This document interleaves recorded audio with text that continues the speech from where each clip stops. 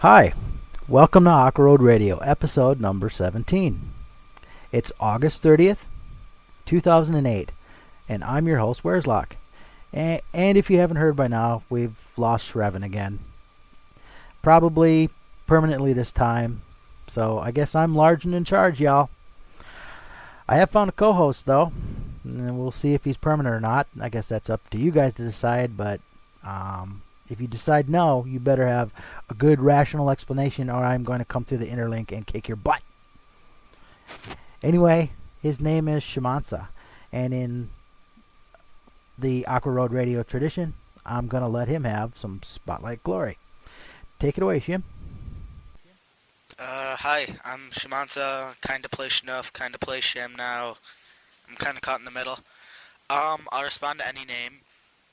Shim, Schnoo, Schnuffster, Catwoman. Catwoman? Catwoman. Couple friends. I play Windia. I'm a member of the Hidden Street Guild. Been playing for 3 years. And the highest level character I've ever gotten to is 53. Sad, isn't it? That's really all I have to say. Cool. Well, we're trying another something new. We got a single one-person audience. His name is Steven. Say hi, Steven. Hi. Cool. All right. Well, let's get started with the news.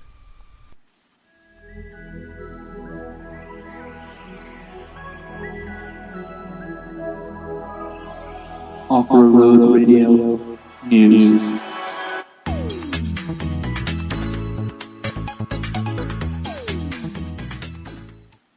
Okay. Well, wait a minute.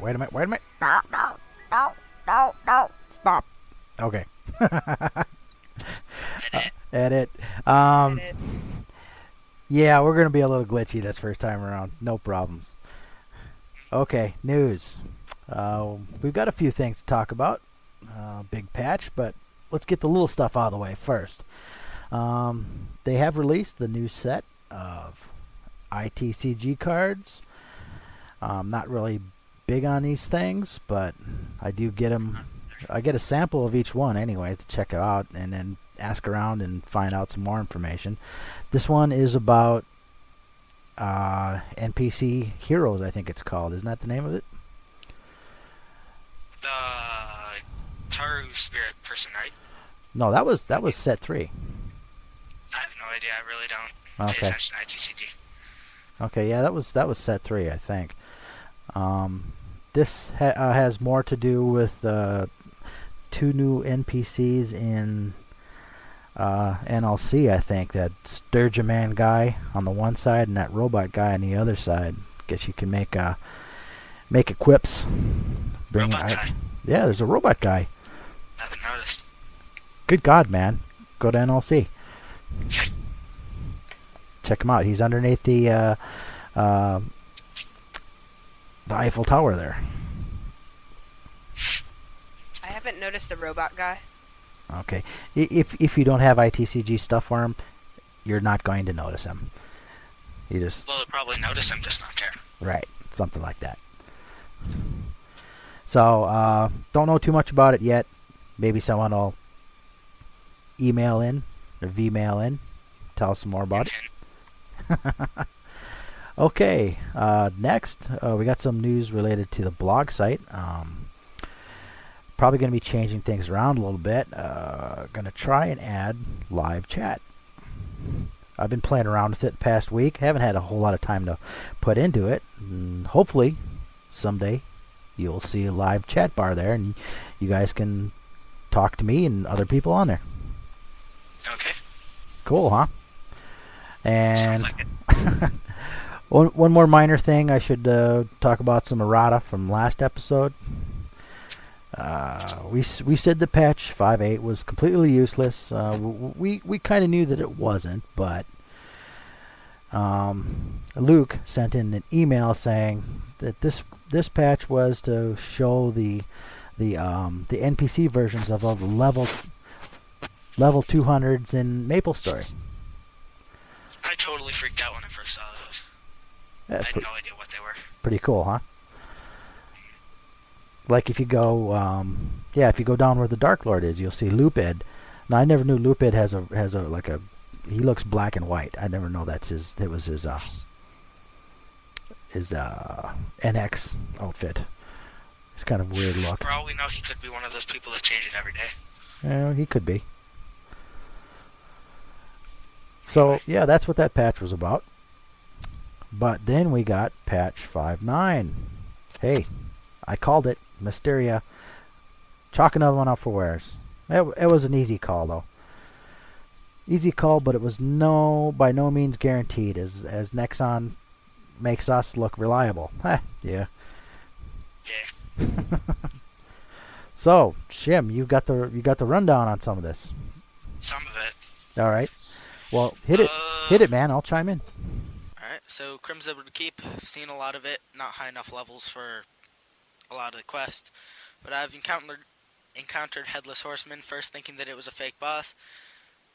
Found that out the hard way. I ran into Bigfoot, which is big brown Yeti. Looks a lot like Yeti and Pepe. He has a big Elder Wraith on his back, which I'll explain what they are later. There was a glitch posted about a week ago, disappeared a few days ago, saying that Bigfoot is glitched, and that he can be poisoned while all other bosses can't. We already knew that, though. There was a scroll notice at the top of the screen stating that it's bannable for poisoning Bigfoot, so the 5 fire poison mages in Maple Story, have to stay clear of him until it's all fixed. Not that I care, I, don't train. He had what looked like a big mop on his head. He took it as an insult when I F6'd. He did 11k damage to me. Stay clear of him.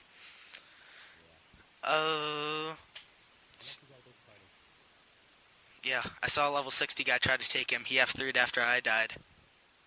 I F3'd when he died. I've seen much higher levels die there. Seen a lot of other things like the flying purple Elder Wraiths that I mentioned earlier. That's on Bigfoot's back. 2k damage to me. Died. Ended up running away a lot. After enough running around, having no idea where I was going, found all the NPCs from the Adobile back, found the fat Naruto, who in my opinion is totally adorable. Yeah, those guys, they're interesting, aren't they? One of them supposedly sells stars or something. Yes, he does. You got to do a fairly involved quest in order to gain their trust, as it were. At least that's how the story plays out. But then once you do, huh? I said Aryan. Yeah, it's kind of like that. It's kind of like that.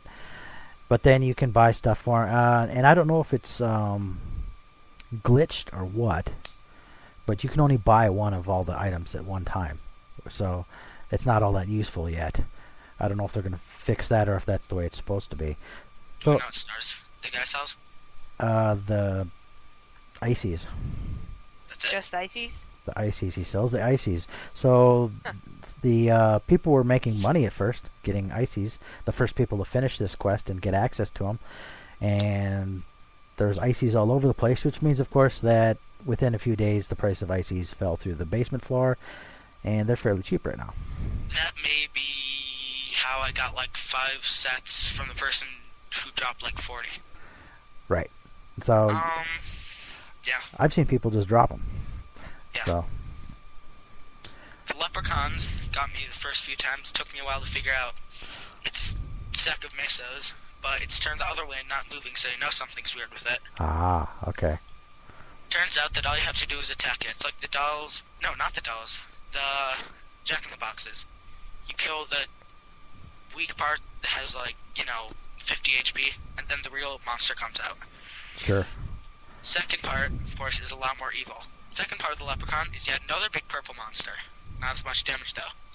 Constant spawn, always in the same place. Great mesos. And Oh yeah. People are farming these things during peak hours. yeah. During peak hours, you can't find a leprechaun that doesn't have someone standing right next to it spamming attack constantly. 800 mesos per. Yep, all sorts of other things too. They drop steelies. Heard that. I got Mine was looking for a pair. one Parent set. I got one set from them so far. How much HP do they have? I can't remember. Not much, but I mean, I can kill them on Schnuff, so. Yeah, it's a low monster. I would not train on these things. They're just money makers for me. People come and see me. People come and see me fighting on them, and they just kind of go, "Yeah, right. What the heck are you doing here?" 90 something EXP. That's pretty nice for that level. Sure. And both stages will drop nice stuff. Not just, oh yeah, you can get like 1.4, 1.3k per if you kill both parts of it. And the demon trees. Yes. First I used fire arrow trying to attack a leprechaun. Saw a life bar up on the tree and had no idea what it was. You know, most of the trees in the Phantom Forest and Crimsonwood Keep have a face. These ones will attack you. Correct. Not much damage, but Do you know how you it can reminds me of those trees in Okami. Maybe you've played the game, maybe not. Nope. Overall, I love Crimsonwood Keep. Great music. The monsters are pretty deadly, aside from the amazing spawn of Junior Race and Leprechauns. Drops Yeah. are all screwed up, though. They are? Yeah. They're- Hertz, our guild leader, said it as Nexon must have forgotten a 0 on all of the drop rates for every monster. Won't be the first time they've done that. Huh? Won't be the first time they've done that. 80k to the ship to Orbis. Yep. Wow. I killed about 15 leprechauns and ended up with one lucky charm, which is their ECT drop. Correct. So the quest to get the demon tree seeds are total hell, considering that they aren't a good spawn and the drop rates are totally screwed up.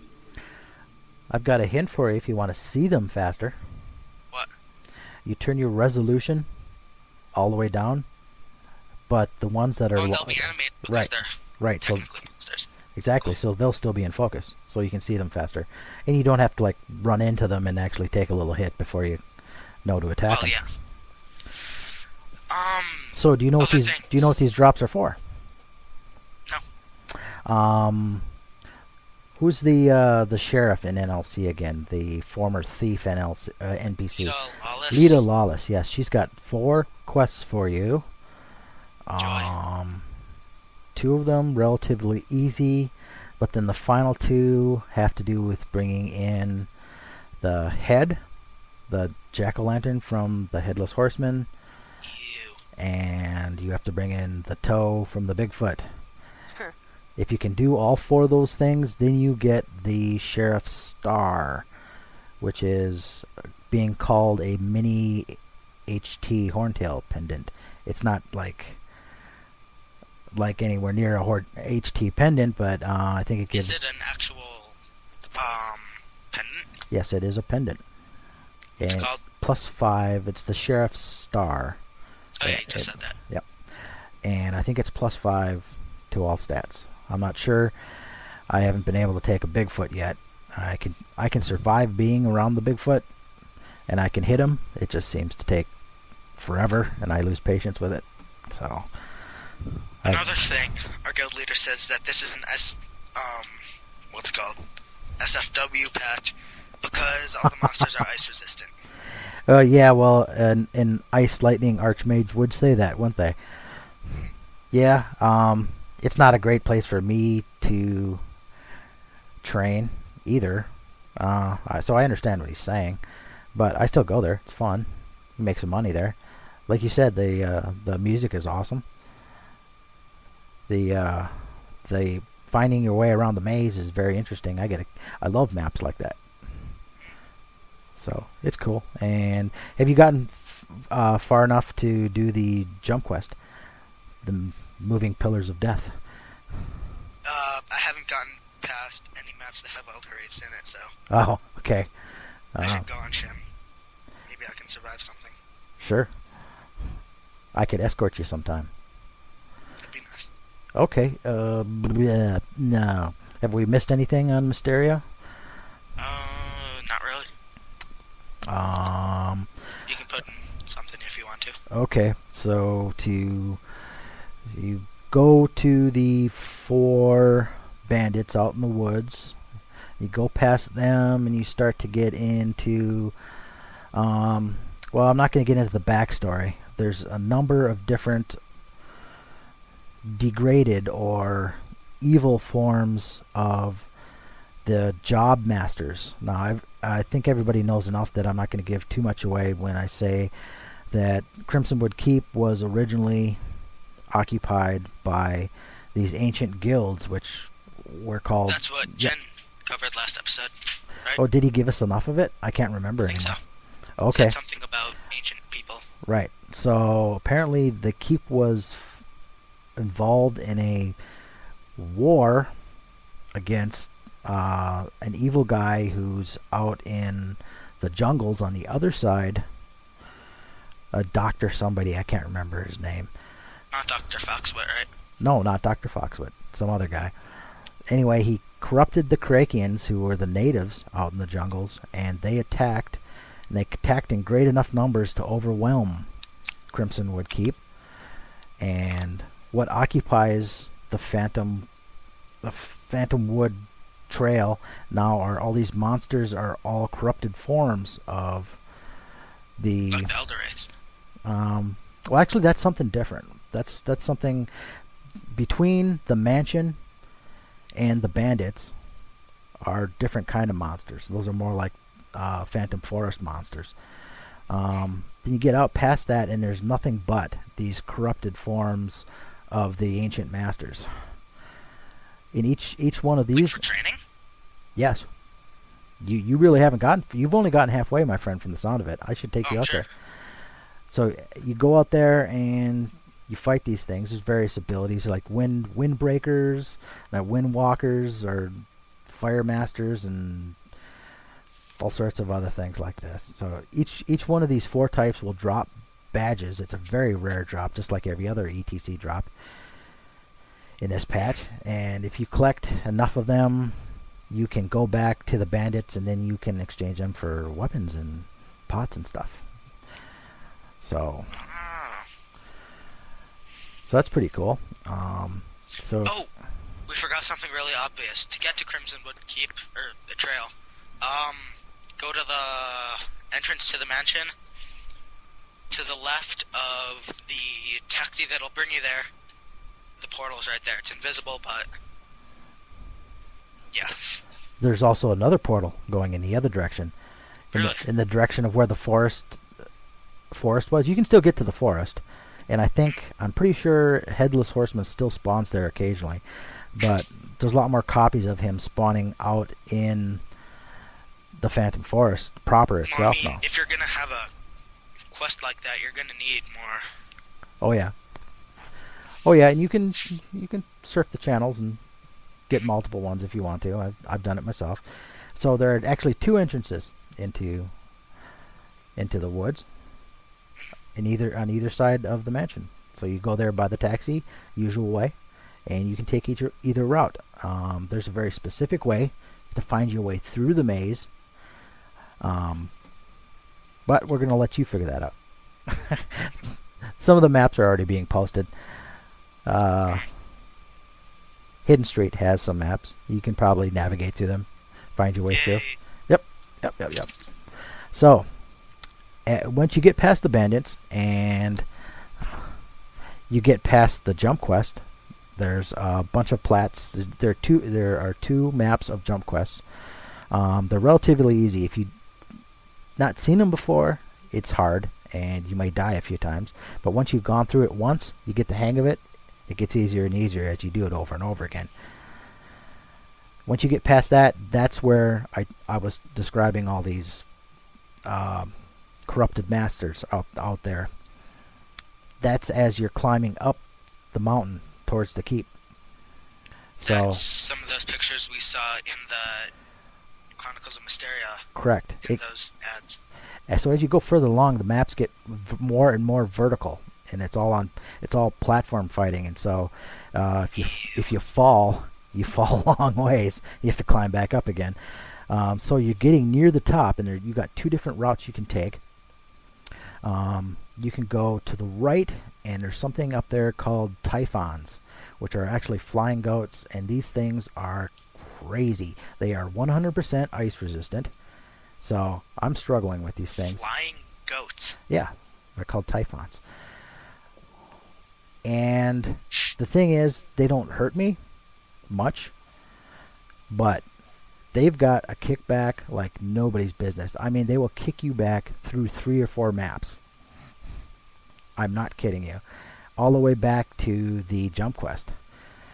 It's nuts. So when I go to the keep, I usually don't take that route, although I'd like to be able to hunt these things. It's fairly difficult. I go the other way.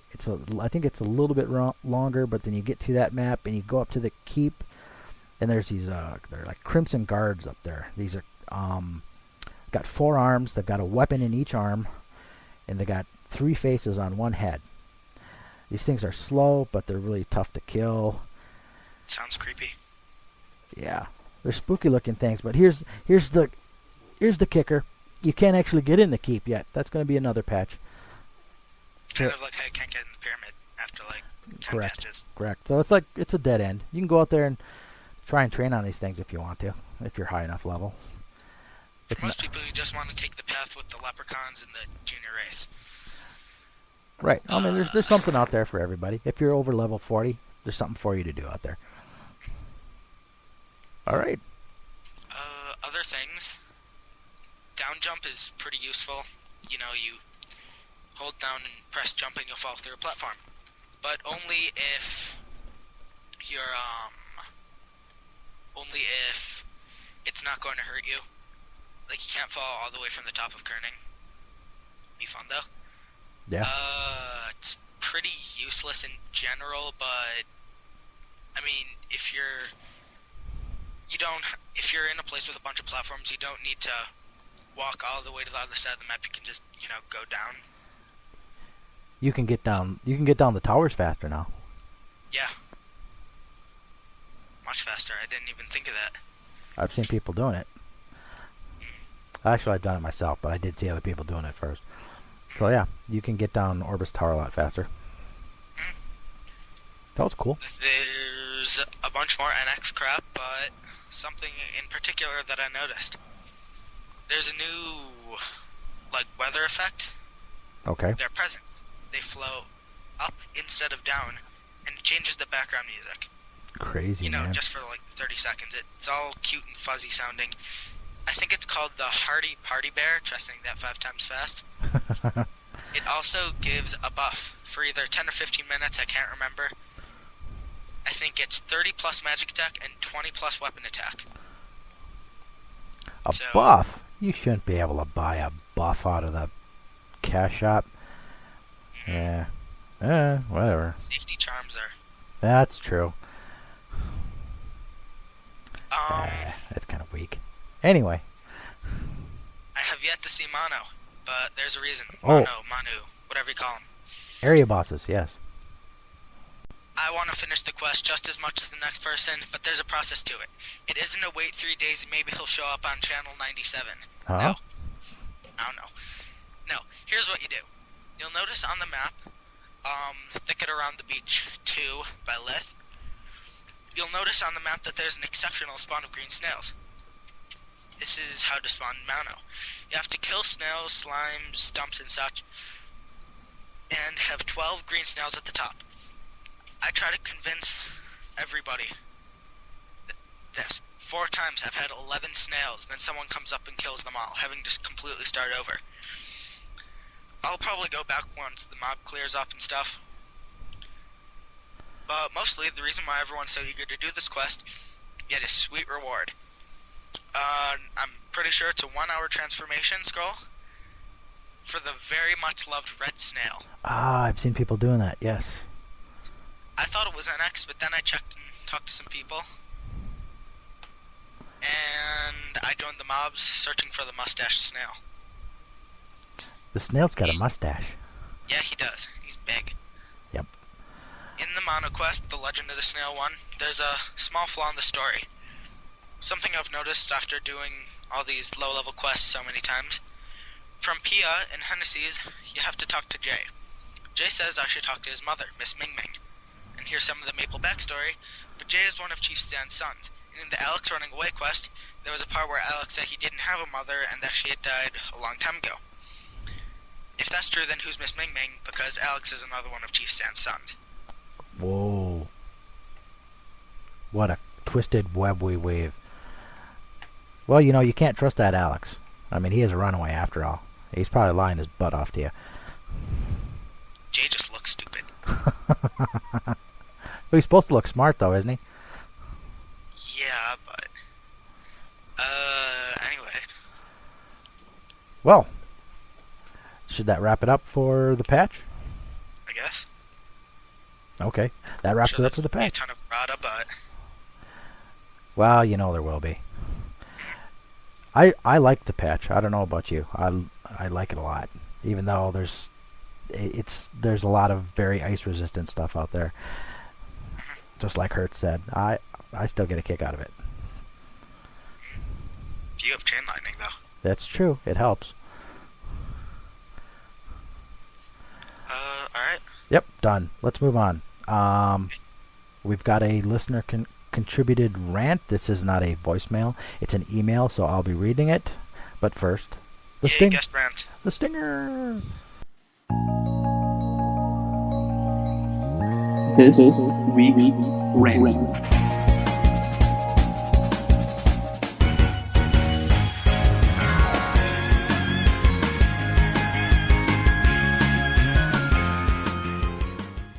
Steven dead?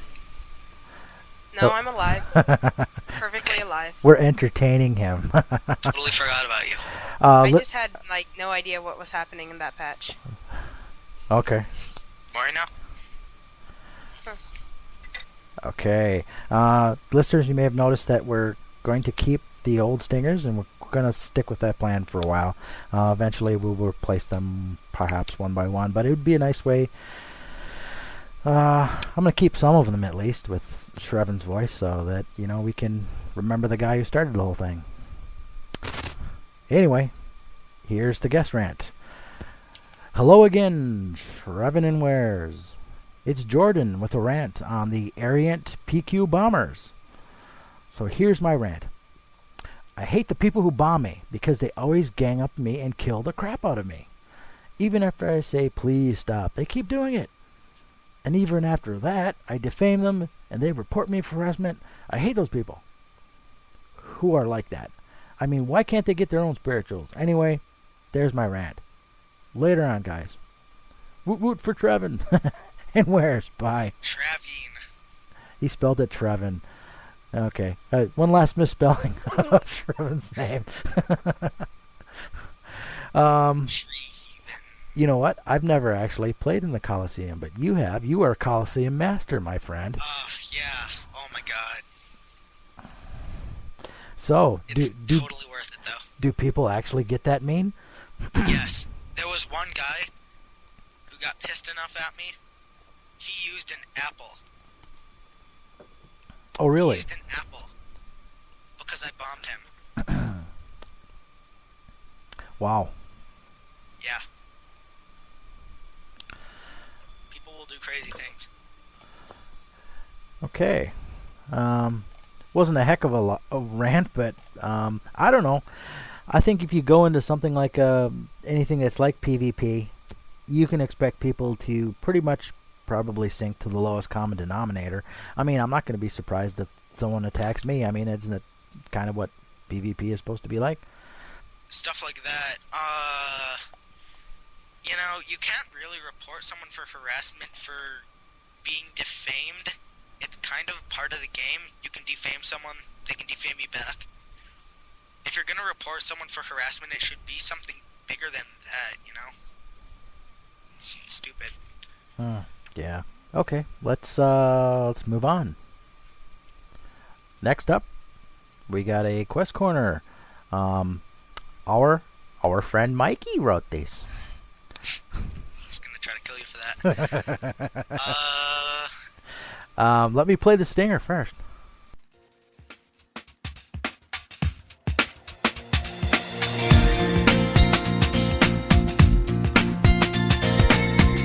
Quest Corner, a slice of gaming pie.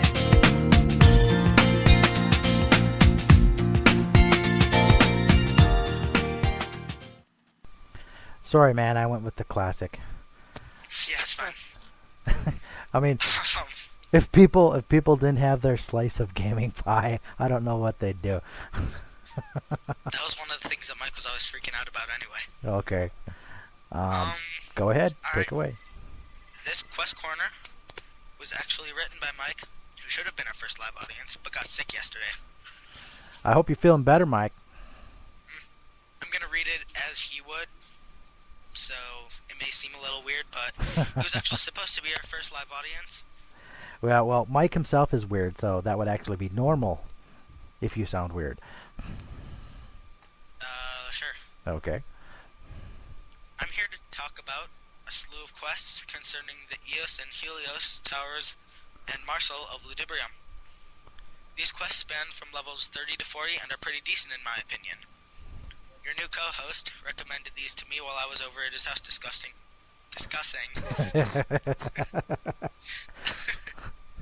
Awkward radio stuffs.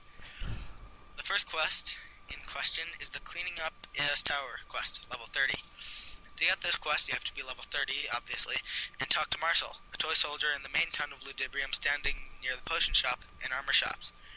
He asks you to do some janitorial work, is that a word? Yep. Around Eos Tower by going in and killing 50 of these little white rats called rats.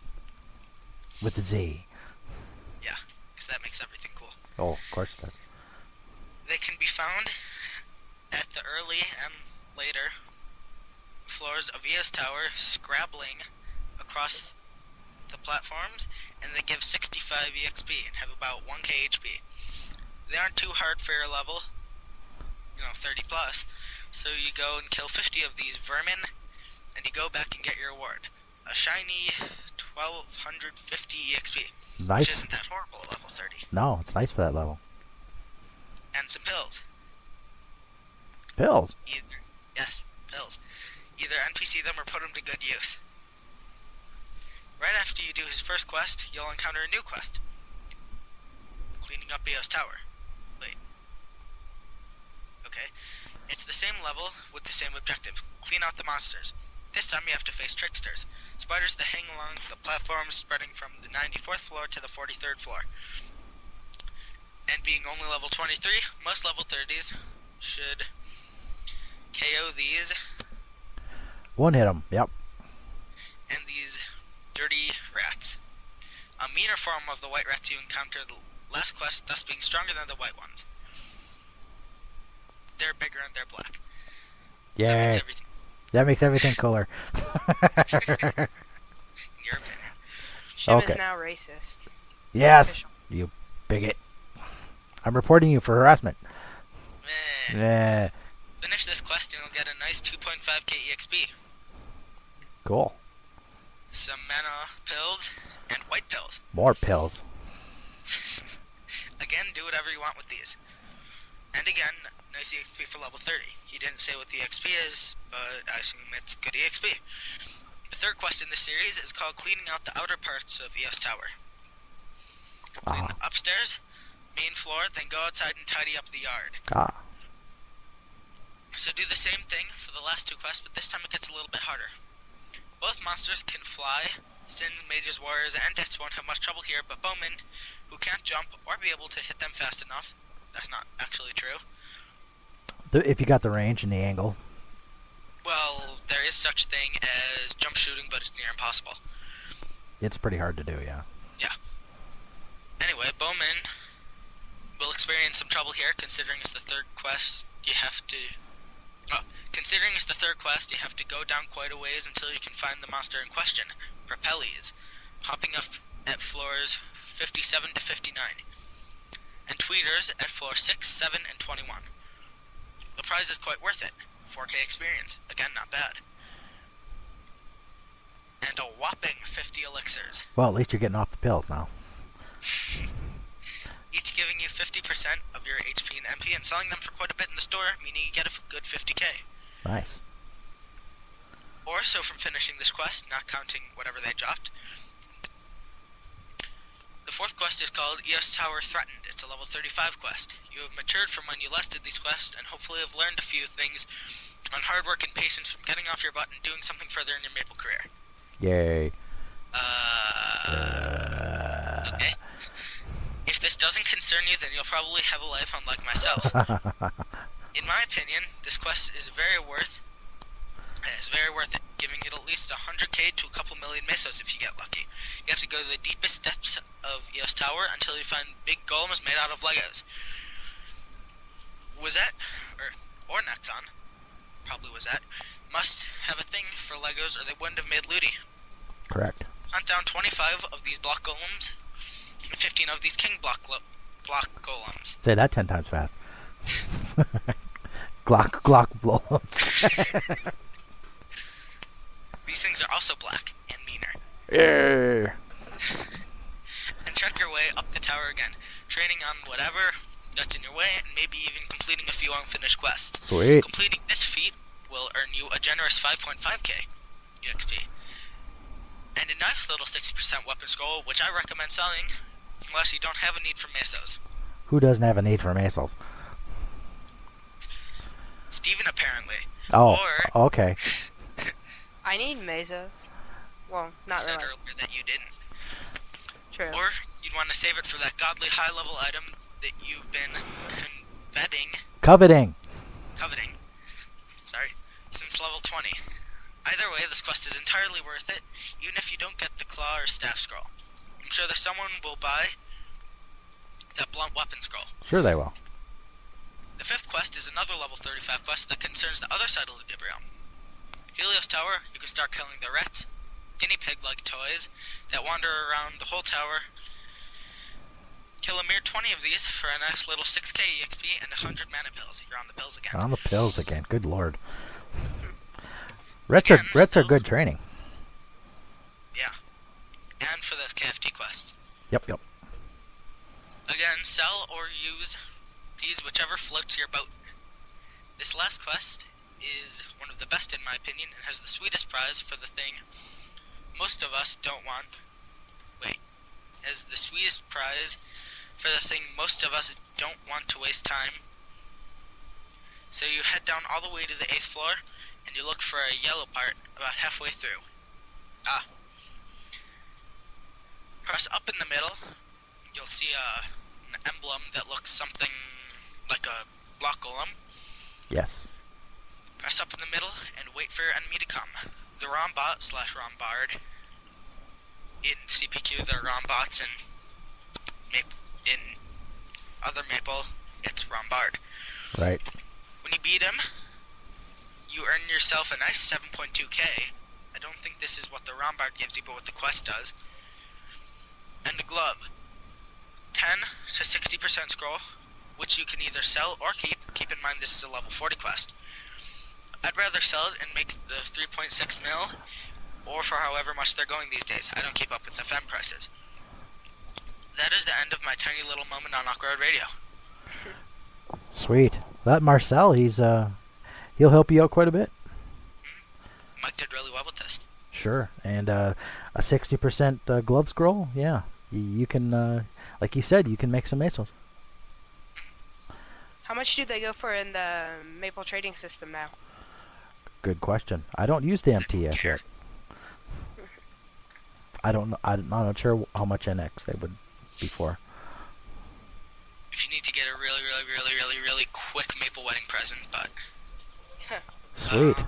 Well, thanks, Mike. That's a nice piece of work there, my friend. Next up. Did you do these quests, by the way? You did Marcel's? Me? Yes, you. Oh yeah, all 3 times. Cool. Yeah, I remember doing these. And they do really well. These are my favorite quests in Maple. You said do. Yes, it is a good series. And it is recommended. Definitely. The Aryan ones, though, were phenomenal. Phenomenal. Those are fun too. I like the story in Aryan, how it's all tied together. Sweet. With Masteria and Rowan from Elenia is gonna blow something up. I don't know. Everything links back somehow. Oh, okay. I don't know. Everything somehow links back. Arsonist. Yeah. Weird. A pyromaniacal maniacal fairy.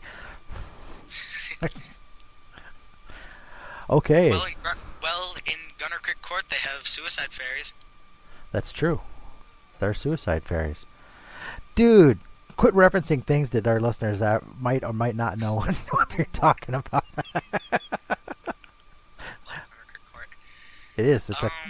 It's a cool web comic. In case you don't know what that is, listeners. If you get into if you're into web comics, you check it out. It's a pretty cool one. Next up is a party center. Believe it or not, we've got 2 party centers. When we started this feature, we said we may or may not do one of these on each episode. I mean, there's only so many party quests, right? Well, the thing is, now there are so many. Right. We've been getting a lot more of them lately, so even so, we probably shouldn't do 2 in a single episode, but we're going to anyway. That is Aqua Road Radio for you. Haven't covered KPQ yet. Pushing the boundaries. Yes, we do have more to cover. All right, so we're going to have 2 of them in a single episode. This is your bonus. First one, Party Center number 4. The Dibrium Maze Party Quest. But you know what? I should probably play this stinger first. That would be proper. You've reached the Party Center. We'll help you get ready for that next PQ. Cool. I've never done the maze PQ, believe it or not. It came in between. So I've almost got a few secondary characters that are getting close to being able to do it. Shim, you do the maze a lot? I have occasionally. I had no idea what I was doing, so I guess we should just read it. Okay. Isn't Wayne a high enough level to do it now? She's getting there. Okay, this is written by a friend of ours, Evening Light. So you finally made it to level 51. You can't do LPQ or CPQ anymore. So what's next? OPQ. OPQ, yeah, it could be. And people can't glitch anymore, from what I understand. It's been patched. Yeah, you dirty glitchers. Well. Where's not me. I never glitched. You never did OPQ? I did OPQ twice. Sen may have been the single pure OPQer. I did OPQ like 20 times. Did you like it? It was long and boring. Oh. Very. I get a kick out of all of them, believe it or not. So do I, except for HPQ, at the party when we all disappeared. Yeah. That's a pretty low level one, though. They left us. Yeah. Namu. Okay, you lost me now. Oh, where was I? Blast you, man! I got to start over. Okay. So what's training's next? Always an option? Yep, training is always an option. But why waste time looking for a map and grinding when you can LMPQ? This stands for Ludi Maze Party Quest, which can be entered by talking to the NPC Raleigh. Raleigh is at the top of the clock thingy in Ludibrium. You need to either manually climb it or find the hidden warp point, which is near the entrance to the first Teddy's map. You can manually climb it? Well, sure. I know there's the hasting thing, but... Let's see, how would you do that again? Well, you can jump. You can jump from the platform where the pot shop is. Well, you need haste for that. Okay.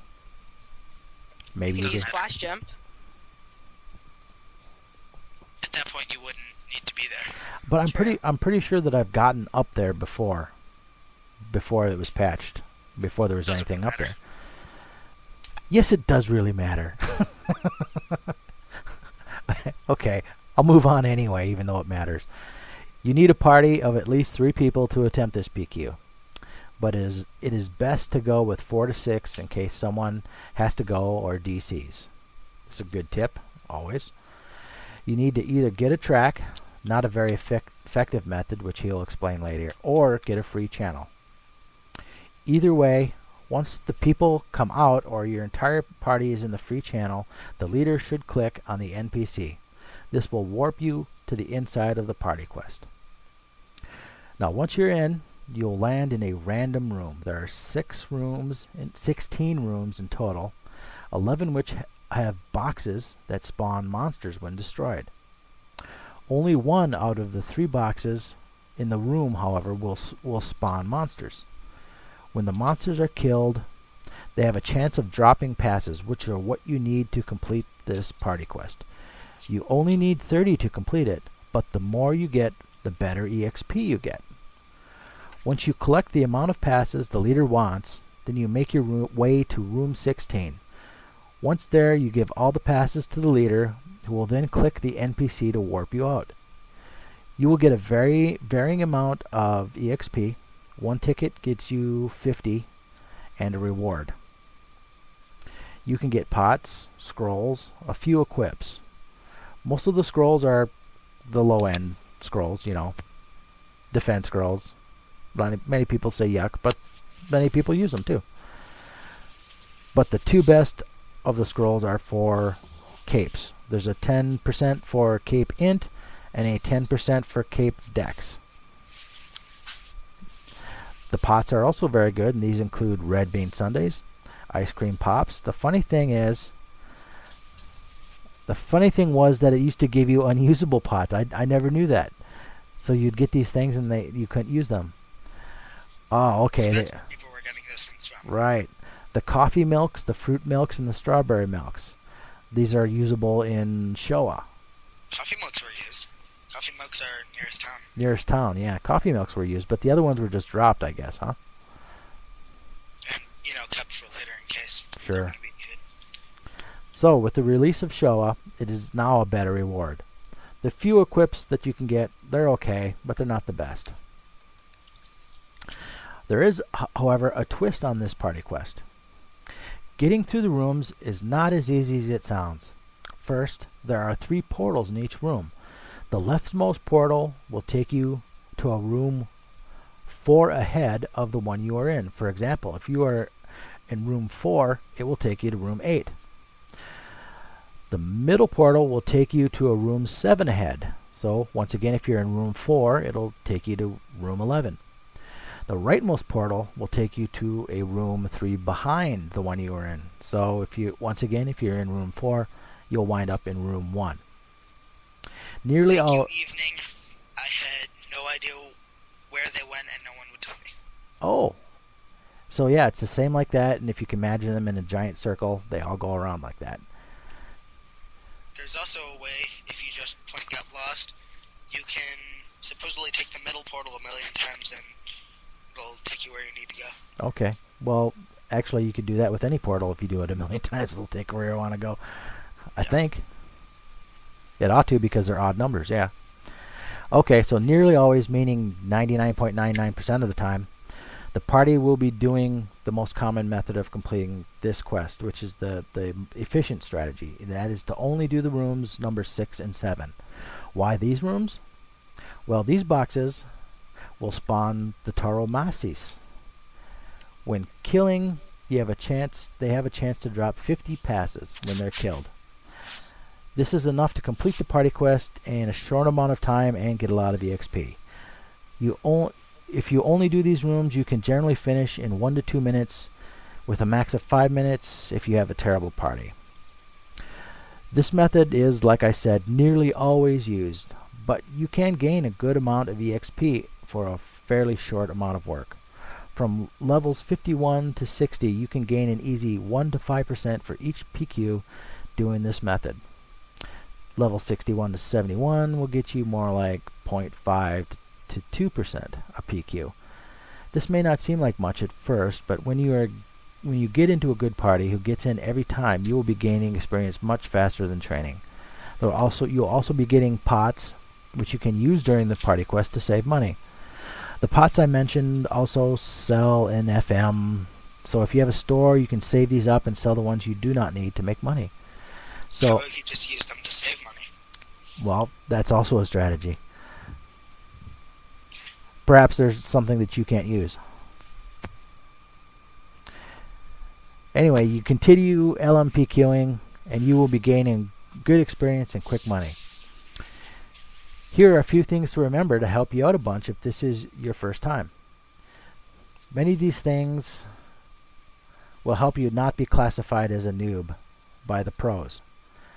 The only way to get to room 16 is through room 9.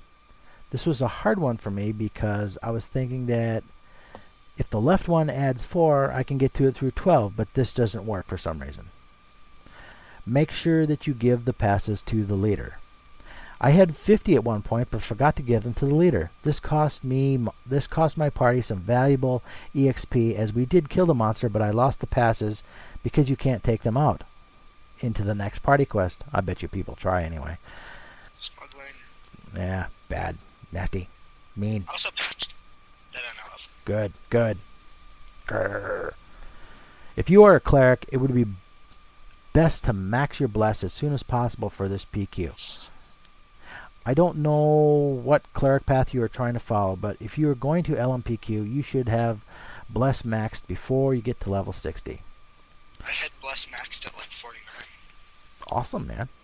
I think Wayne's got a good amount too. I don't think she's got it maxed yet. There are fast ways to get to room 7 from 6 and from 16 from 7. Okay, let me say that again. This is a maze, so obviously it's going to be confusing. There are fast ways to get to room 7 from 6 and to room 16 from 7. Here's the I path. thought you could only get to 16 from 9. That's what you said earlier. Okay, maybe I'm reading it backwards. There are fast ways to get to room 16 from 7, and there are fast ways to get to room 7 from 6 and 16 from 7. Oh, get to 16. Well, maybe it means to 7 from 16. I'm not sure. Okay. Here's the path you should take. Once room 6 is done, take the right portal, which will take you to room 3, then take the left portal to get to room 7. From room 7, take the right portal, get to room 4, then take the left portal to 8, and the right again to room 5. Then take the left portal and you are in 9. Finally, take the middle portal and you are 16. Oh, okay, so he was right. We did read it right the first time. We just left out the detail in between. Okay. Make sure to split up the work evenly. If you have a 6-person party and 4 or 5 of them are in room 6, including you, make your way to room 7 and help the other members out. It will result in a faster PQ in most cases. Tracks don't work well on this PQ, so if you do have a track, make sure to tell the leader the exact moment they are out. You can't tell the leader about the landmarks like you can in LPQ with stage 8 and crack on the wall. The reason for this is that when you're tracking, all it will say is blah blah is in the event room and nothing else. Finally, have fun. PQs are supposed to be fun for you and your party. Don't worry about anyone calling you a noob because of the way you do anything in this PQ, but do follow any directions your leader gives. Very nicely done, evening. Thank you. Very. A nice thing about LMPQ is that you don't have anyone saying click click click click click click click out out out out click click click out out out out out. I suppose. Oh, I have to train Wayne some more. I have to train at all. You have to train, period. I have to play more. Yes. What have you guys been doing? School. Oh, School. yeah. Yeah, that's a common thing for a lot of people. Yeah, school started Monday for me. And according to Steven, you're 50, so you don't have to go to school. I am ancient. Yes, I am. Actually, I am all ages at the same time. I'm You're mysterious. everywhere. I'm mysterious like that. Cool. This sounds like a different kind of PQ. Like it's mostly about. Annoying and confusing, but it's great EXP and pots. Okay, cool. I have to try it. I have to get my secondary characters and go for it. You have to try Arian. Yeah, well, I'd have to start a new character for that now. Don't you have like a million characters that are around level 20? Who? Me? Oh no. Yeah, you. I have a handful of characters that are level 35. Okay. You have your like level 9 strength mage, whatever, but He would fall over himself and die. Now he has fulfilled his purpose in life as a storage meal. Okay, next up we got a hotspot. This is a listener contributed hotspot, and would you mind reading? Sure. Okay, let me play the stinger.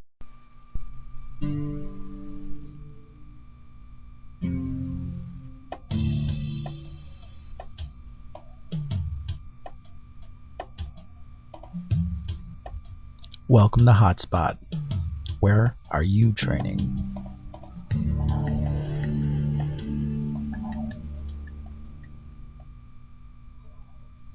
This is a hotspot from Sub-Zero Valor.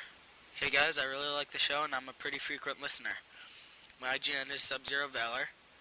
I'm a 7x Ice Lightning Mage, probably 8x by the next podcast.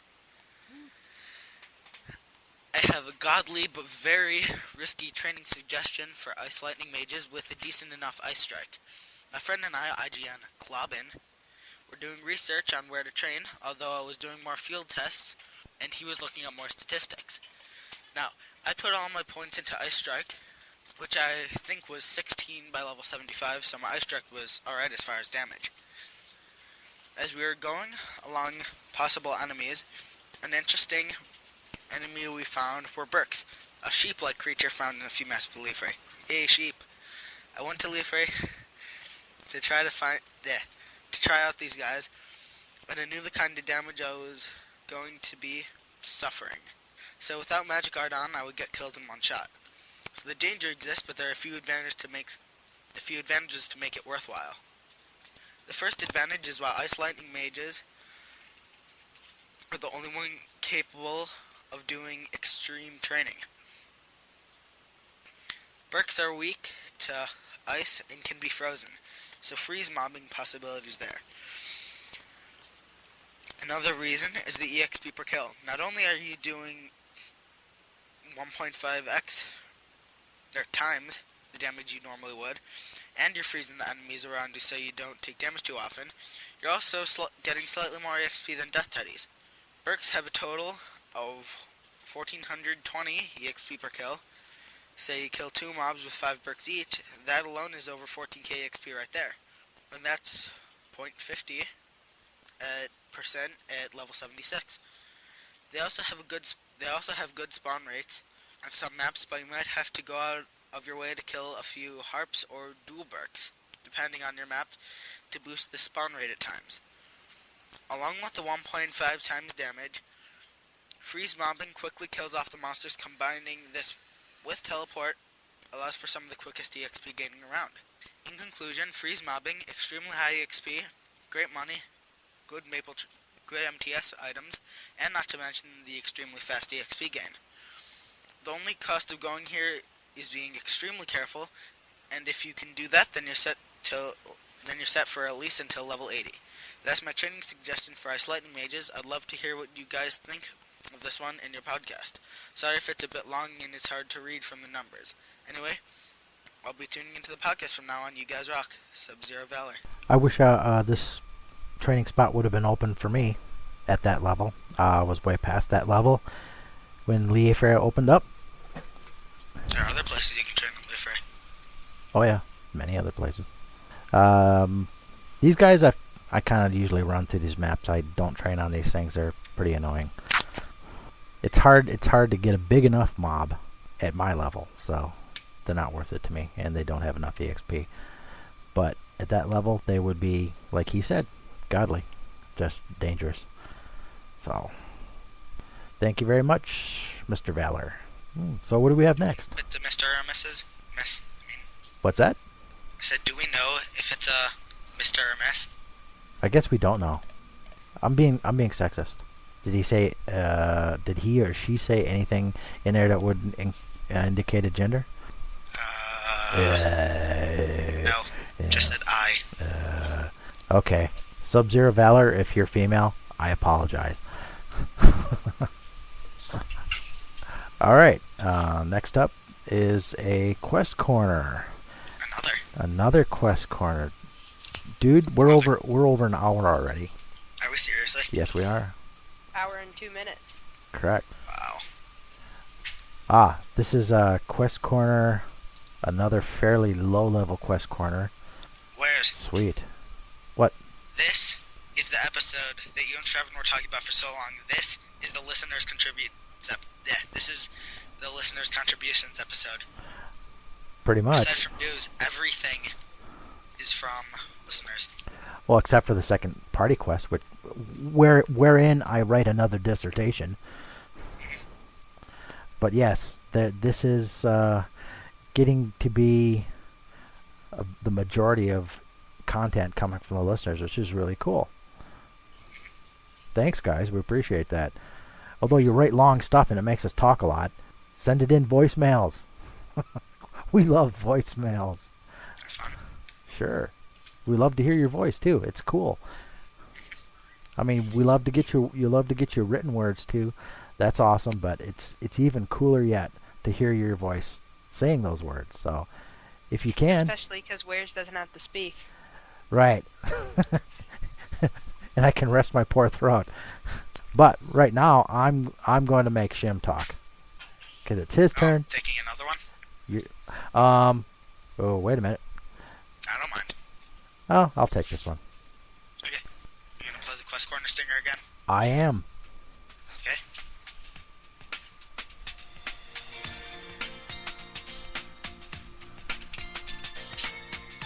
Quest Corner, a slice of gaming pie. Another slice. Your second slice. Well, everybody loves pie, right? So, take another slice of gaming pie. This is Quest Corner number 8, Utah's Pig Farm, and it is contributed by one of our more enthusiastic listeners, Spazcakes. She starts off by saying, "Oink, oink, oink. Hello, this is Spazcakes, and I'm a level 4X, yes, you heard right, fighter on Cradia. Yes, after 3 long months, I have moved up from 3X to 4X. You're almost as slow as I am. I'm sure she'd appreciate that. Anyway, enough about me. This is a Quest Corner after all, not a Spazcakes Corner. Hey, there's our next feature right there. We're going to have Spazcakes Corner in next episode. Maybe. About? I don't know. We'll figure it out when I get there. Yes, of course. You're It needs to probably... be like an Islander segment. There you go. Hey, that's not a bad idea. I don't know if you could do that every episode, but yeah, that's not About a bad. what? Whatever it is that Islanders do. I don't know. Okay. Spazcakes goes on. You're probably wondering why I'm emailing this and not voicemailing. Actually, I am. Not voicemailing this because I do love to talk. And that is because I've had a fever for the past few days and it shows no signs of clearing up. Aww.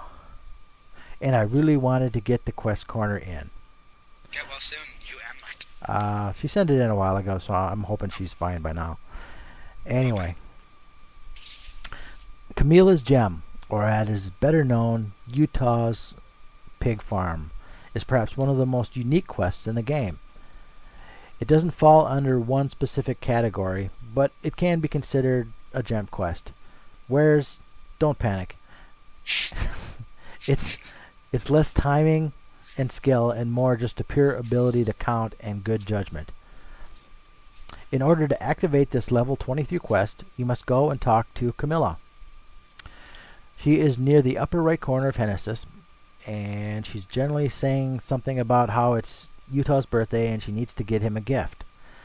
Talk to her, and she tells you pretty much what she's saying before you even do this quest. She needs to get a gift for her friend Utah, or it's spelled a number of different ways, but same guy. He runs a pig farm, and those ribbon pigs scared the bejesus out of her. The Jeebus. Her words, not mine.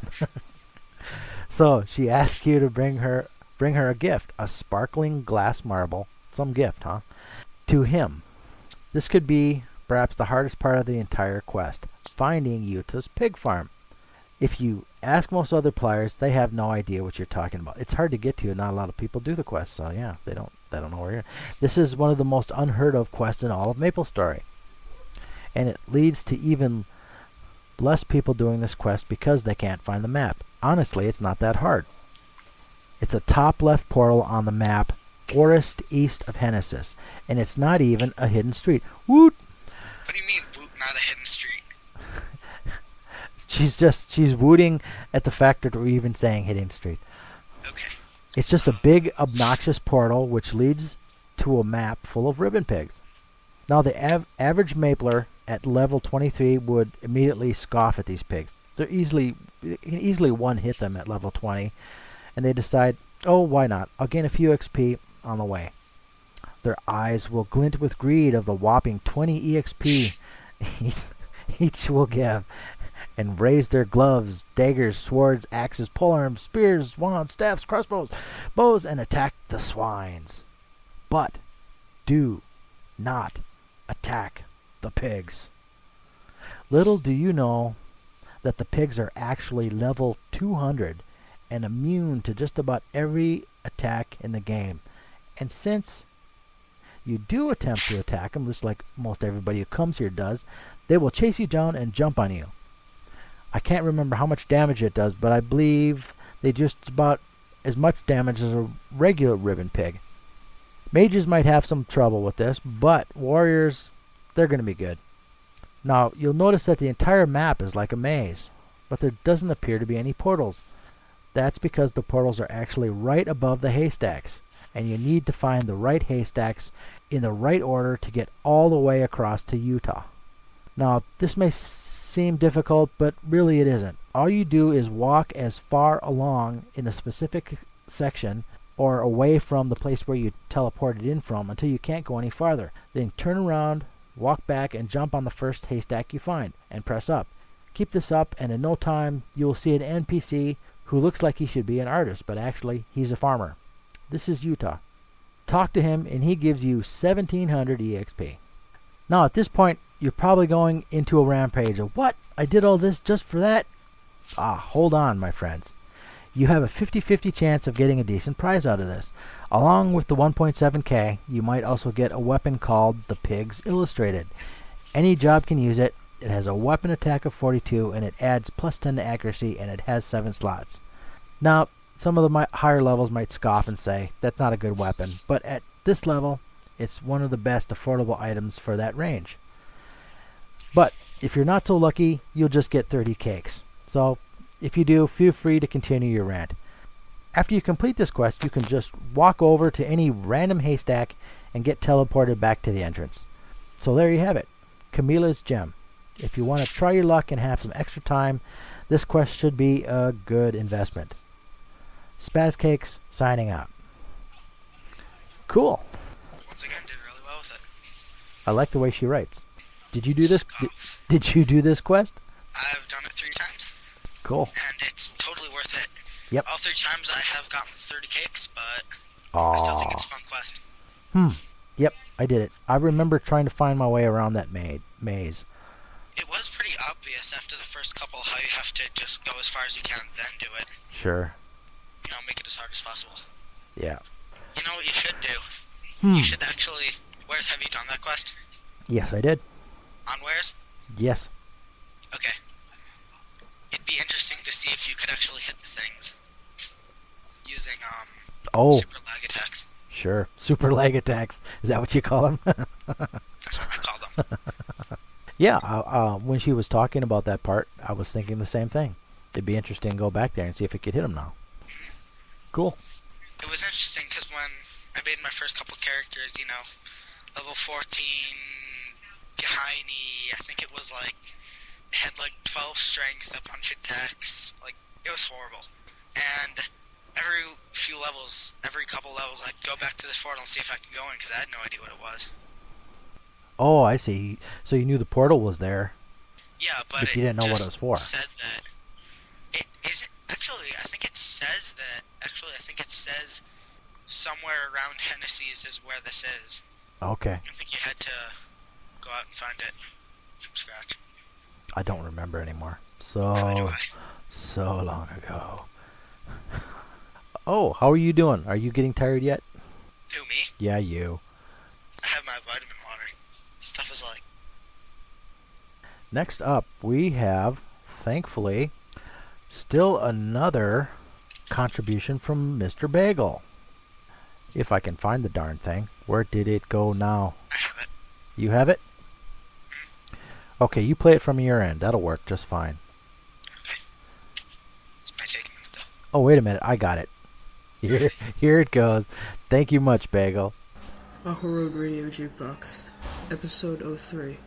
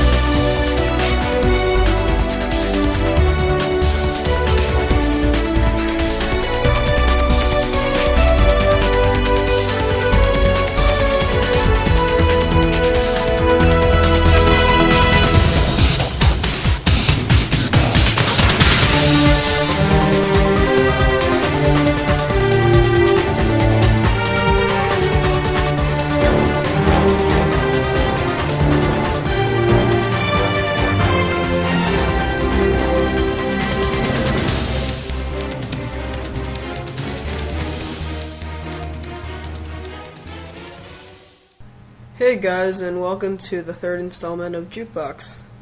Alright, so the first opening song that you heard was called the Metal Gear Solid main theme by Harry Gregson Williams, and it's a cool song, so yeah, I put it as the title theme, so yeah. Alright, I'm gonna have some special music for you guys today. Due to popular requests, I have extracted music from other versions of MapleStory, and I'll be playing them for you today. The first one is the boss theme from Cade Castle, or also known as Ninja Tower, and I think it's a really cool song, so I think that you guys will enjoy it. If you don't, too bad. Nah, I'm just kidding. I think you'll enjoy it. Alright, so here's Ninja Tower.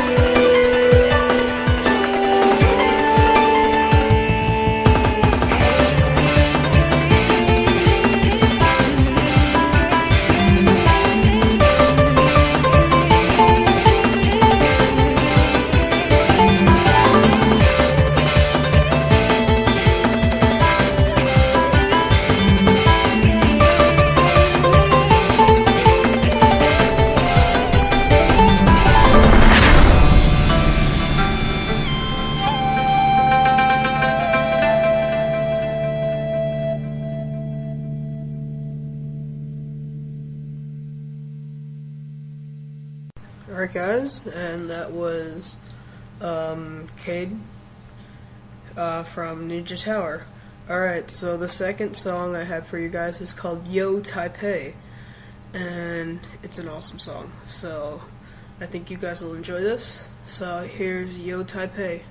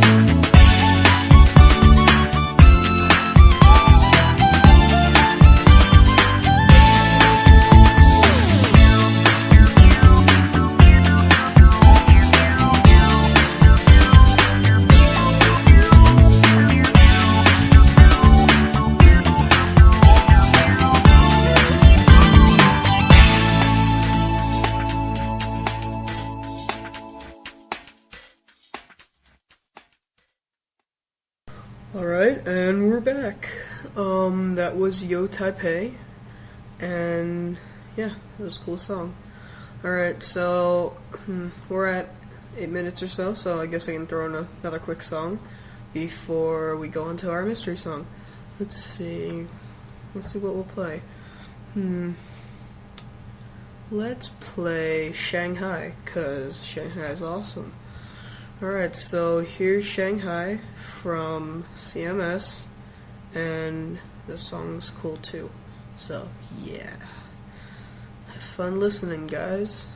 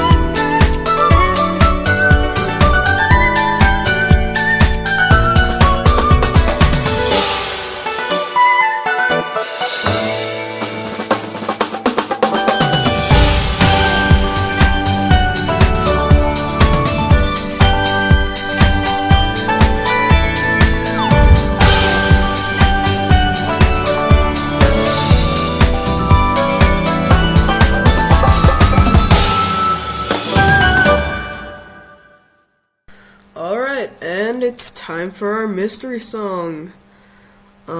Today, I guess I can cut you guys some slack. I'll put a fairly predictable or guessable song for you guys. Maybe if you guys spend the time to find this, or maybe know this by heart, you can make some easy money. Not saying that you should take advantage of Shravan and Warez, but this song should be fairly easy for most avid MapleStory players. So this is a classic. Happy listening.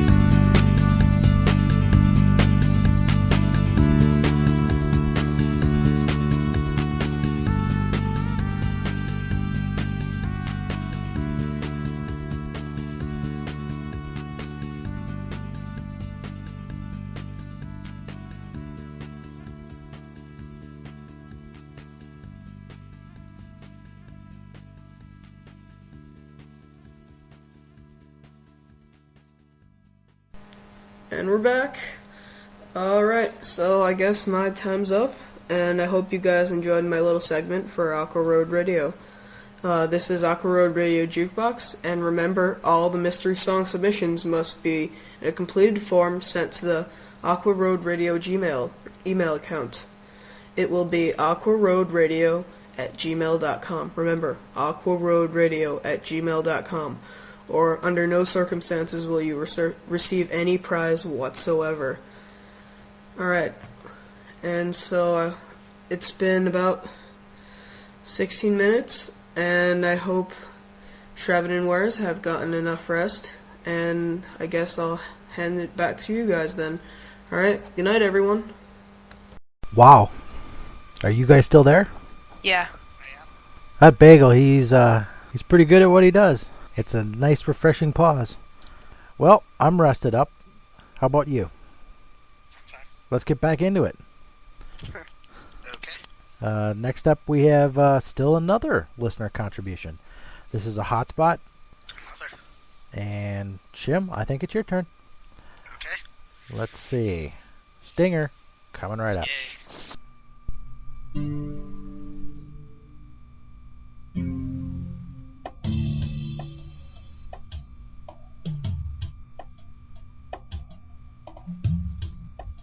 Welcome to Hotspot. Where are you training?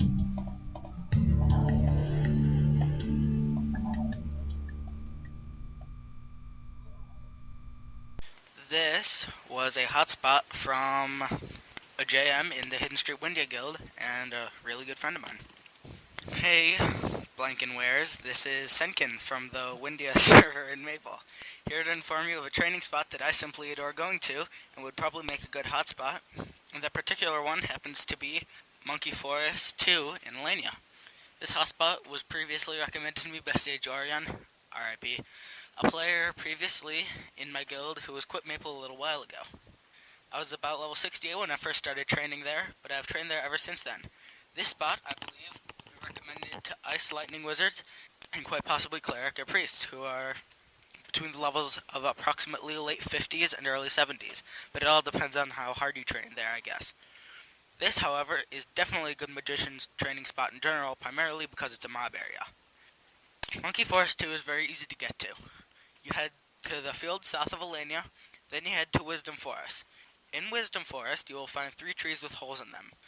So what you do is, you go to the middle tree, and enter the hole, and it will teleport you up. Keep entering into the holes in the middle tree until you reach the top hole. Then you climb up the next 2 ropes and head to your left, where you will find a portal. Go into it, and you will appear in Monkey Forest 1. From there, go to the top right portal of this map, and you will finally appear in Monkey Forest 2.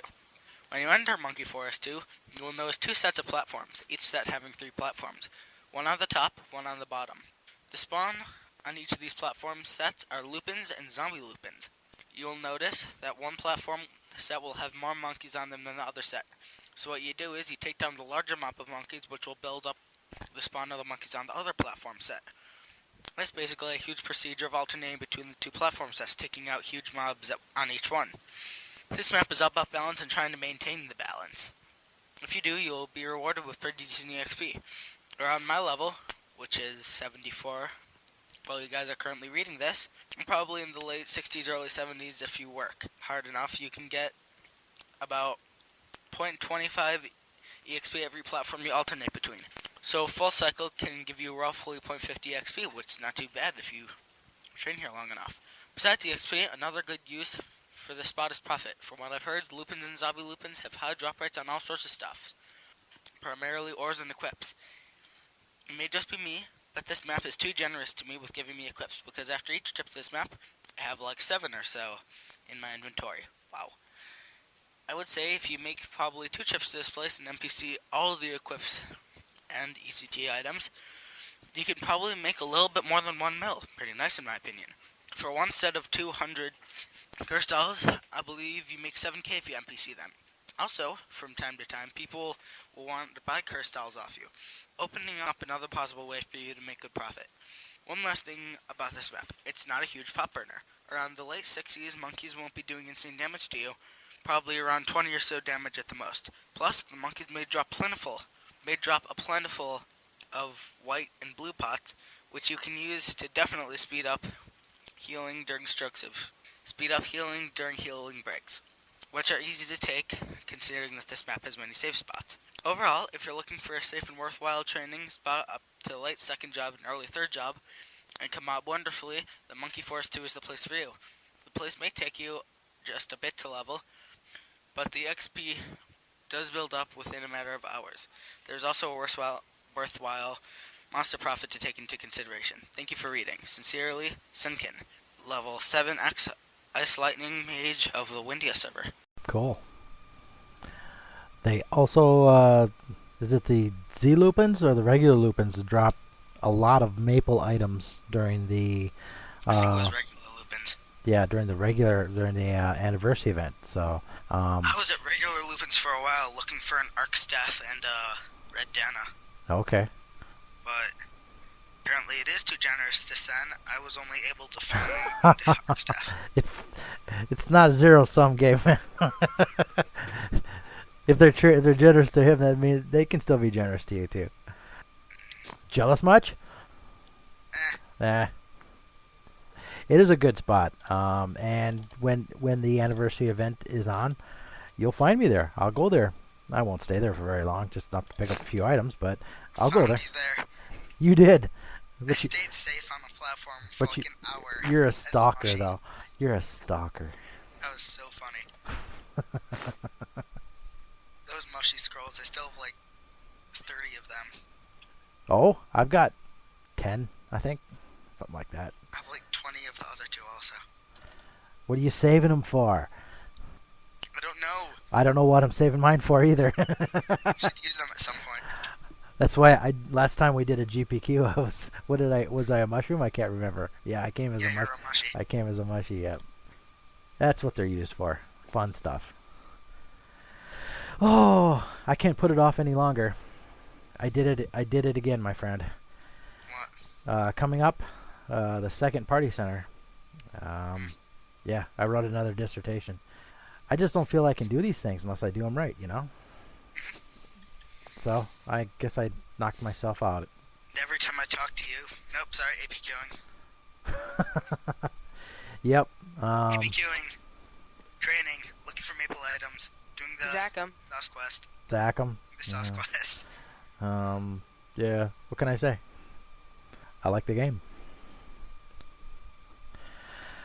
Oh boy, there's no putting it off. I guess I might as well start, huh? Alright, here we go. Once again, the Party Quest Dinger. You've reached the Party Center. We'll help you get ready for that next PQ. Okay, Party Center number 5, APQ, for various levels. Requested by several newlywed listeners. Hello and welcome to the 5th installment of Party Center. I really had to do some soul searching before writing this PC. I mean, after how I went off about the NX Mansion last fall, I really didn't think it was right to cover the APQ considering you need NX to get in there. So I avoided it for a long time, but a few things have tipped me over towards covering it. One is that it's actually stuck and become a daily ritual for many of the people who play this game. Second is that many listeners have been asking for it, and when you first do this accompaniment, there are several stages that are extremely confusing. Finally, the main reason to do this APQ almost comes down to one thing for most people, and that is the apples. What's that, Steven? What? Did you say something? No. Oh, I thought I heard you say something. So did I. Okay. I'm hearing things. I better get my hearing checked. So am I. You're just getting old. Oh, yeah, I am ancient. It's true. Okay, well, before I go completely senile, I better finish this. Alright, these apples are a staple of high-level bossing, and as well as for many hardcore training. So, as such, and being the only source of them, if you don't want to go broke buying them in the free market, and they're quite pricey in the free market, I felt I should not let our listeners be at a disadvantage. So, this is an NX required area event, but at least it only requires one item, one very expensive item that will eat up an entire 25k card. But it has my favorite feature belonging to an NX item of all possible features they can have, and that is you will never have to buy it again. I'm talking about the wedding ring, of course. From the point of view of this PC, I will take a very admittedly cynical view of the practical aspects of this product that you are purchasing, since it is a huge chunk of real money that you will spend. Of course, that's not to say that real Maple relationships don't exist. I know of many Maple and other internet relationships that appear to have all the intensity of a real-life relationship, and all the joy and pain that is inclusive there too. And as Shravan pointed out, there's the extra added advantage of having these feelings for someone that is somewhat separated from their physical appearances. It's just that a Maple marriage can be both romantic and practical at the same time. So my statements, they're only going to cover the practical part. I leave the romantic part up to your hearts. So I hope these statements have forestalled any hate mail from all you militant lovers out there. Okay. Touching, yes. Do you need a tissue? No, I'm fine. Oh, okay. The main thing... Sure, I can find something under the desk.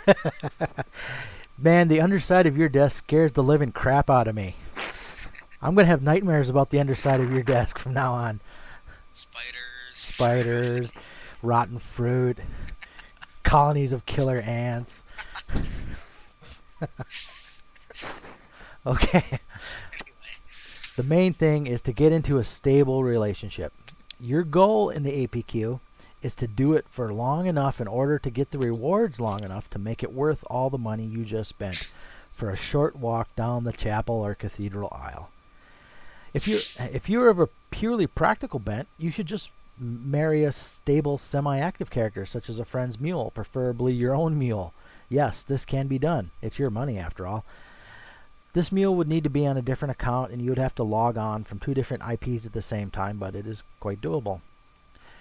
If you are in a real marriage with real emotions, make sure it's with someone you know, not one of these fools who are smegging all the time, looking for NX girlfriend or BF. Nah, you Must don't. be over level 40. Must be. Oh yeah, that too. Must be smexy. Whatever. I swear I saw a smeggy that said must be Hannah Montana. Okay, I'm not even gonna go there. I'm way too old. All right. Choose someone you've known for a good while, and who's at least a friend. But this isn't the place to debate Maple love. Let's get on with it. Okay, you know where it is. Way out at the end of the only current road in Amoria. That's where you find the Amorian Challenge Party Quest, or APQ. Nobody says ACPQ. Or, ACT. Yeah, we're getting into way too many 3 or 4 letter acronyms in this game, I think. MCPQ. So unless you've arranged a party or group ahead of time, just head to channel 1. Pretty common, right? This is where there's almost always at least one person waiting around, or at least AFK. Considering that it is way out in the middle of nowhere, there is usually, considering that, some kind of activity here. Guilds will meet. There will be random meetings with people you met from long ago. People will be selling or buying APQ rewards. People will just sit here AFK or have mini games up while they're waiting so that their time period is up and they can APQ again. So you must have a party of 6 married people, although your mate need not be there in that particular party with you. You need to be above level 40, although most won't come here until they're level 50. You have a hard time getting in a party below level 50, and it's harder to survive the boss. So, you must have at least one of each gender. In addition, it's good to have some priestly support, unless everyone is of a high level, and as many attackers as you can get. Qualified attackers are CBs with Meso Explosion, although it's not commonly used there. It is sometimes used. Warriors above level 100, or a bunch of 3rd job warriors.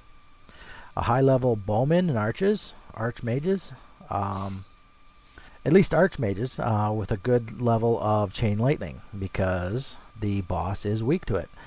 Basically, any 4th jobber should be able to contribute significantly to this PQ. Non-attackers, well, you're not likely to help with the boss kill, and you are advised to hug the lower left corner. You've already made your contribution in the lead-up stages. That's what I did the one time I APQ. So, in order to get in, you need to have a ticket, and you get it from the NPC for this PQ. His name is Amos. He's a mighty warrior, man, and he is ugly, too. He's seen a couple of battles. So he built these whole challenge grounds. He will ask you to go to the 2 previous maps on the road from Masteria and kill crystal boars and the bluish-looking curse eye thingies. They often drop, I think it's about a 50% drop rate, things that are keys that are called lip lock keys. Yes, that's right, you heard me correctly, lip lock keys. There are also Sakuras here, and you'll occasionally find low-level people hunting them. Be nice to them. Be nice to them or I will hunt you down. I'm not kidding.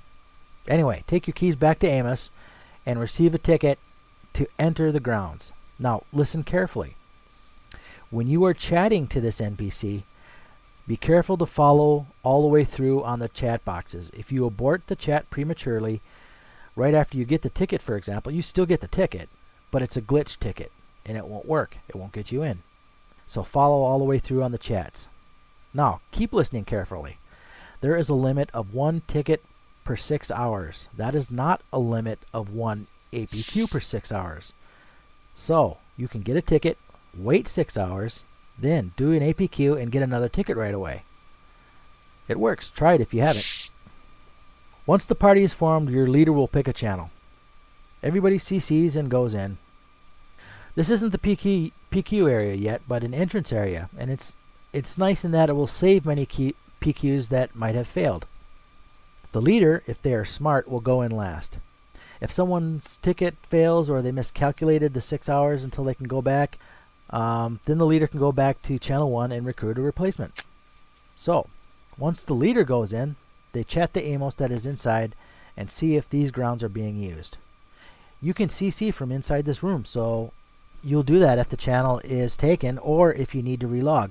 See, a smart leader will also call out to see if anyone needs to relog. This will happen if you're suffering lag. Relogging will get rid of a lot of it. If you're going twice in a row, it seems like the second one is often quite lagged, so it's a good idea if you're going twice right away to relog in. So, about those lead-up stages I mentioned earlier. They can be awfully confusing for a first-timer, so we'll give you the 411. The puzzle stages, number 2 and 3, are easier with visual aids, so I recommend having one of the available guides that are handy for them, especially if you are leading. Stage 1 is simple. So you get in, the leader will activate it with the Amos there. There are 3 portals, only one of which will teleport you down. Down on this level, there's a Glimmer Man from the NLC. What is he doing here? What does this spooky alien have to do with a love quest? Maple logic again, right? Okay. Once down, you go right for guys and left for females. There's a rock on your gender side that will teleport you even further down into one half of a giant pyramid-shaped area. You will find more crystal boars and blue curse eyes down here, and you must kill them all to proceed. Now, you be careful because after you pass through an area, they will often respawn at least a little bit, so you might get monsters in there, and you have to kill them all, so you might have to go back double check. Often there will be more of one gender than the other. So if your side's gender clears first, then you can often use attacks with a large area of effect, or you can use attacks that will pass through walls, and you can give the other gender a little bit of a hand if you can. Once both sides are clear, and the leader has talked to the Glimmer Man, who babbles on about some kind of mirror, he will summon a special fiery. This is their crazy way of spelling fairy again. They spell it fiery, whatever. So, the fiery is easy to hit, but he does fly through walls, so if you miss, it might turn into a fiery hunt. Well, that can sometimes even go outside of the pyramid. If that happens, you have to go all the way back up to the top plat where you came in, and on the far right and far left, there are portals that will take you to the outside of the pyramid. But it's pretty rare, so you probably will never have to do that. When you kill that fiery, it'll drop a golden hammer, and you take that back up into the center. Press up in the center, glow, and you will reach a little platform that has a mirror on it. That's the mirror he was talking about. So drop the hammer. Then you can just jump again, and that will teleport you up to the very top plat. The mirror will break, and it will drop a glass shard, which the leader must pick up and take to the Glimmer Man to complete his little nonsensical mirror quest thingy. There are two options for the leader at this point. One simply clears the quest, and the other clears and respawns everybody suddenly at the top platform. This is just a lazy way for the leader to get up there, and it's annoying. So if you're leading, don't do that, okay? Alright, there's also some kind of minor glitch here that people use to get few or no boars and blue eyes, but I mentioned that to you only so you know who the weak parties are and you can avoid them in the future. That's almost a glitch, so don't do that. Alright, you personally, not the leader, have to click on that Amos to get to the next stage. Now, stage 2 and 3 are the stages that confuse people at first, but once you understand them, do them a few times, it gets much easier.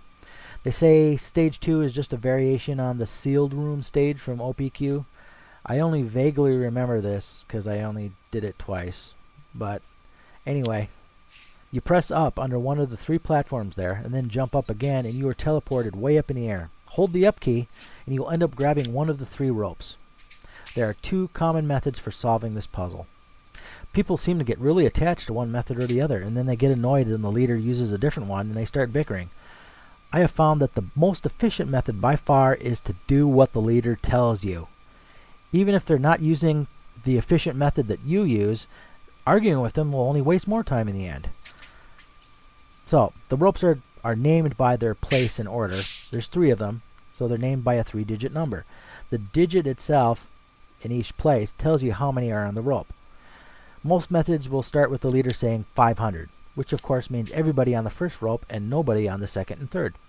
The leader then clicks on the Amos and he tells them same or different, which tells the leader which combo to try next. If you don't get the answer in 7 tries, several dozen monsters will spawn, and it was originally supposed to reset the puzzle, but apparently it's been nerfed not to do that. So you can just ignore those monsters down there if you want. Or you might as well just keep going because they don't give EXP anyway. Okay, finally, when you get the right combo, everybody jumps down and races for their favorite position in stage 3. This stage still has another Amos that the leader clicks on to see if people are on the right plats to clear. So there are 4 platforms high up and 5 platforms down low. These platforms have either a number or a letter, so you can call out, the leader can call out where they want you to be. Turn your picture quality up to at least 3/4 so you can see these numbers and letters and you know where to go. After the stage is done, you can take a second and turn your quality back down if you have to. There are several possible ways of doing this stage, but there's only one method that I've seen used, at least in Windia. The high platforms are all occupied. Everybody goes up there except for the 5th person, which goes across the low platforms one by one as the leader clicks on Amos. After each click, a different number of different colored slimes will appear, along with a bunch of crystal boars, all of which give no EXP again.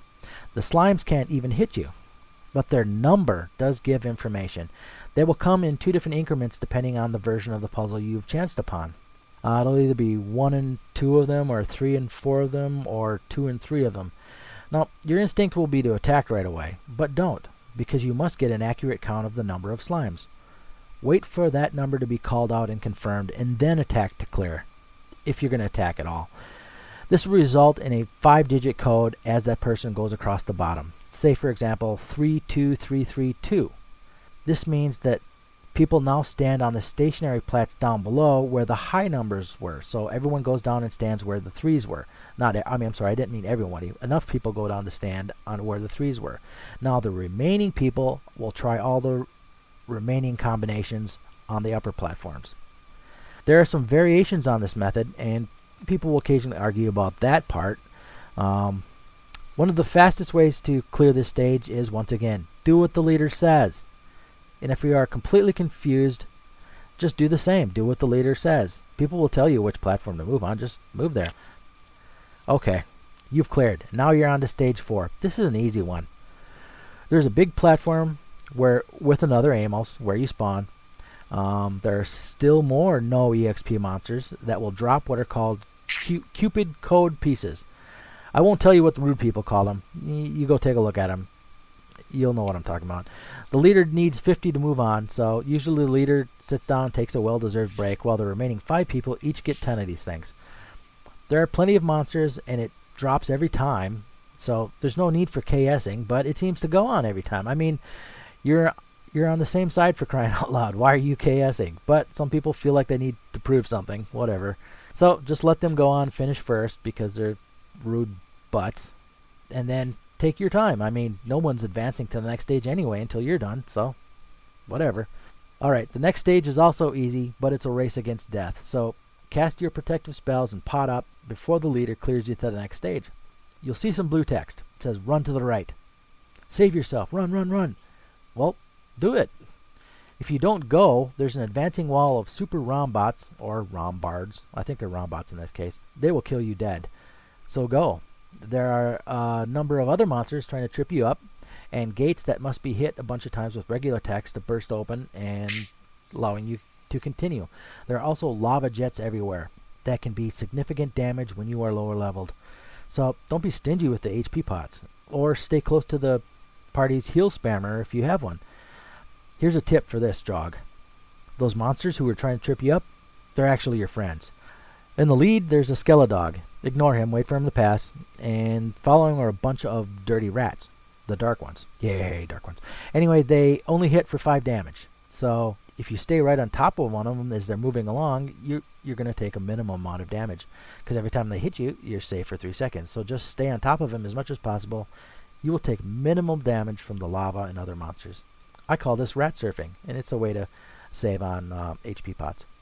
As you near the end of this level, there's a ramp leading up. This is where this stage's Amos is, and it's the portal. It's the portal to the boss stage. Up until this point, you could screw up the whole PQ if you DC'd or died. So you seriously want to avoid this, because the ex-party members will hate you forever, and then will tell other people about your tendency, intentional or otherwise, of ruining APQs. Now, in the boss stage, you can still mess it up by DCing. So, you won't mess it up by dying. If you do die, just stay floating there, and then people won't be hating on you. In fact, they'll probably thank you for not leaving. Okay, once into the bonus stage, even DCing will not mess it up. So, if you're having a really bad connection, don't worry about that part, I guess. Alright, so when the leader clears the last stage, you have to click again the Amos yourself in order to advance. This is a good thing. If you haven't buffed up and potted or equipped the right equips, it gives you a chance to do that. Once inside, it's a huge rectangular map, and the party's on the upper left ledge. There are many plats that teleport to each other in kind of a random crisscross fashion. I mean, it's not a random. The pattern doesn't change, but it takes a bit of getting used to figure out how it works. Now, the floor of this area is mostly covered by hurtful thorns, but they are your friends, as you will see shortly. In the center, there's a small plat right on the ground, and there awaits your nemesis, a Rog. He will recapitulate or reenact all the other Rogs that you have fought so far in your Maple career. He starts out as a junior Rog, and once you take this down, he'll transform into a Crimson Rog. After you hit him some more, he makes his final transformation and becomes the Pale Geist Balrog. He is a fearsome beast at the level where you can start this PQ. He hits with a Magic Claw / type attack for 1500 and has good touch damage, and worst of all, he can dispel. In addition to flying around, he can buff himself up as well, upping his weapon defense and his magic defense, and even using dark sight for short periods, and even teleporting. If you are below 60, and you have probably fulfilled your contribution to this PQ already. Everybody knew it going in, and won't blame you for going and hiding in the corners. They won't blame you at all. They knew what was happening. Okay, so what are some strategies for fighting him? Keep it on the ground if you can. On the ground, everybody can fight, not just the range fighters. In fact, most parties will disengage if he flies up. You can use a large area of attack skill, try to lure him back down, or someone may actually need to go up there and hit him once and lure him back down. Also on the ground, you can stand on those thorns I was telling you about earlier. Yes, you take damage and constantly, but because you'll end up avoiding many of his hits. Warriors will be home here. They'll love this place as long as it stays on the ground. Sins and Bowmen love this boss. Also, don't forget the Bishop, who can attack dark monsters, and the Archmage, who can use their summons. Especially the Ice Lightning. Like I said, Chain Lightning. Lovely. Not because damage to him is godly, because also it is one of the few magic attacks that knocks back, tending to hold him in place and allowing the other members to be even more effective. The priest or bishop can try and dispel him of his buffs, but as they know, it's a tricky business. Nothing stops him from dispelling you at the same time, meaning you'd be a sitting duck. You can tell he's dispelling or attempting to dispel when he spread eagles his wings way out. It appears that the dispel is possibly avoidable by teleporting away or flash jumping, but that could just be lag and my bad eyesight, because of course everyone knows Warez is 156. So finally he dies and he drops the Fang. Perhaps he'll also drop an etc. item, which is a Dark Claw, and that's useful in some ITCG forgings. But if you're gonna want that, ask ahead of time. Ask the leader if you can loot it, because it's not exchangeable once it's picked up. Alright, so the leader needs to take the Fang up to Amos and talk to him. Now, practice using the teleplats to see which ones take you back up. Their pattern doesn't change, so you'll memorize it if you do it enough. Everybody needs to get up within clicking distance of the Amos. Alright, get ready for bonus. If there's a haster in the house, please do apply that skill. Equip your bonus weapon. What's that, you say? You don't know what a bonus weapon is? My God, you're a noobster. It's usually the fastest weapon that will give you a good physical hit, and hopefully has good range as well as a speed or jump boost.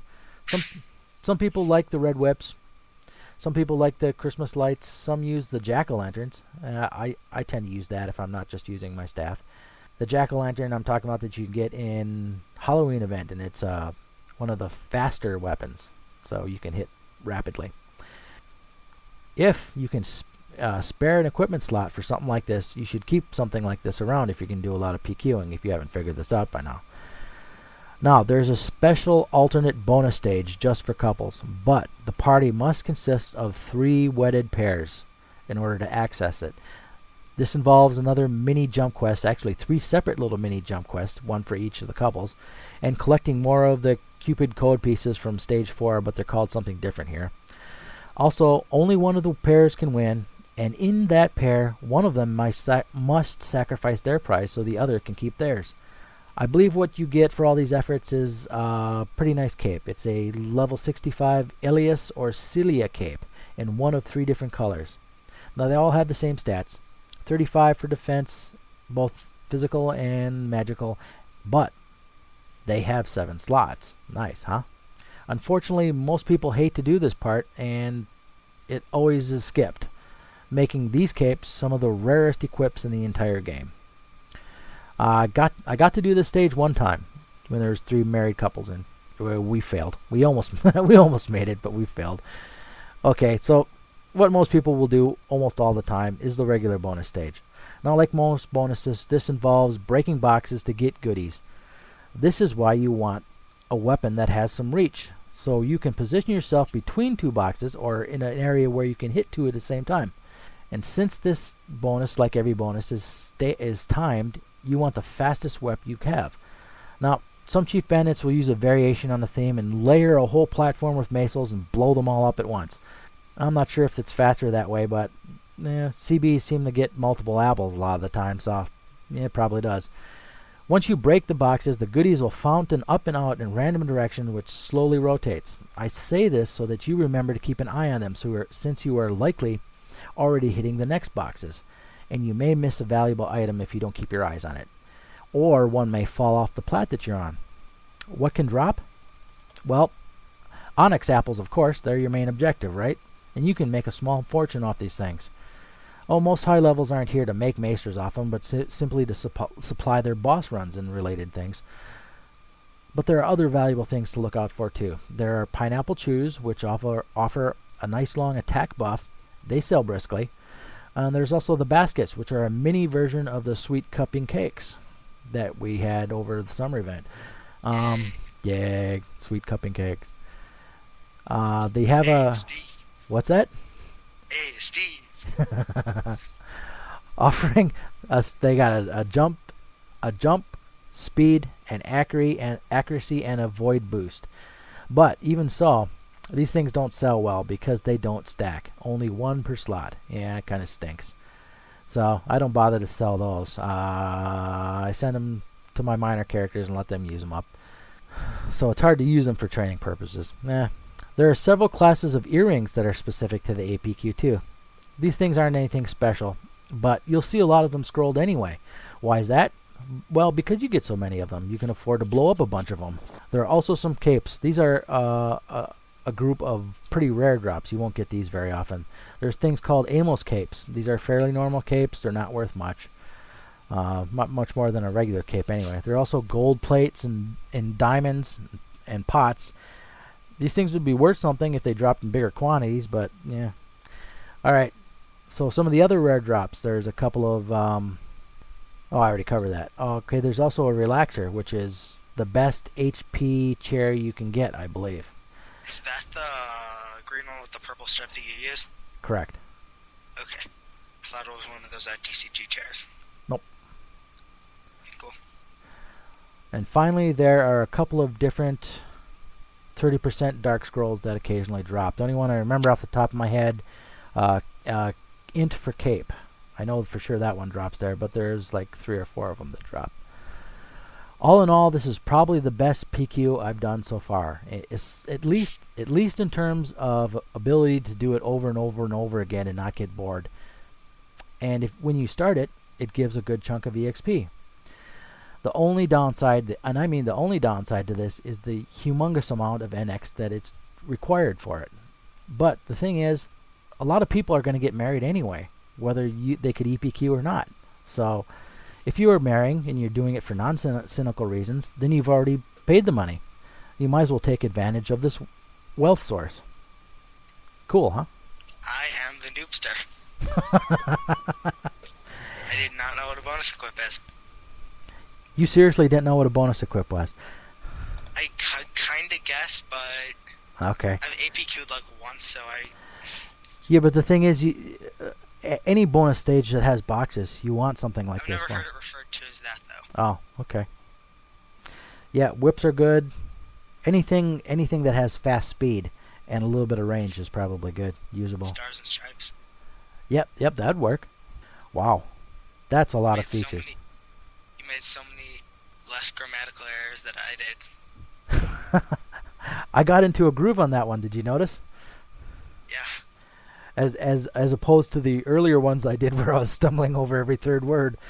That's what I was doing. Yeah, it'll happen. Yeah.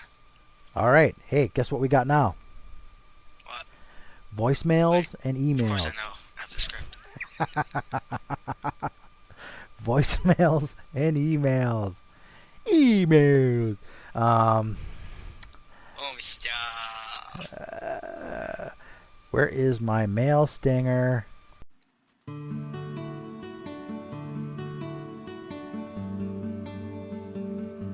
Aqua Road Radio. Emails.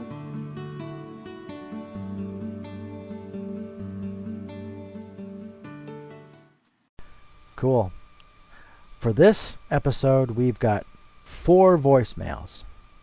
2 of them from the same guy. Alright, we'll do them one by one and then talk about them. First up is Scorpion Sin. Hey Shravan and Warez, this is Bill. I am known as Scorpion Sin. I am a level 58 Sin in the Barra server. I just want to give you big congrats on the podcast. I'm listening to the latest one right now, episode 16. And again, big props. This is wonderful that you're helping out all the Maplers who are having trouble. The newbie tips are great. I had recently sent in an email, and I hope this too also gets on the podcast, but I just wanted to say that if you play with most people, they will get friendly. Like if you've seen the same person again and again in the same PQ, you kind of should add them to your buddy list or whatever you want to call it, friends list.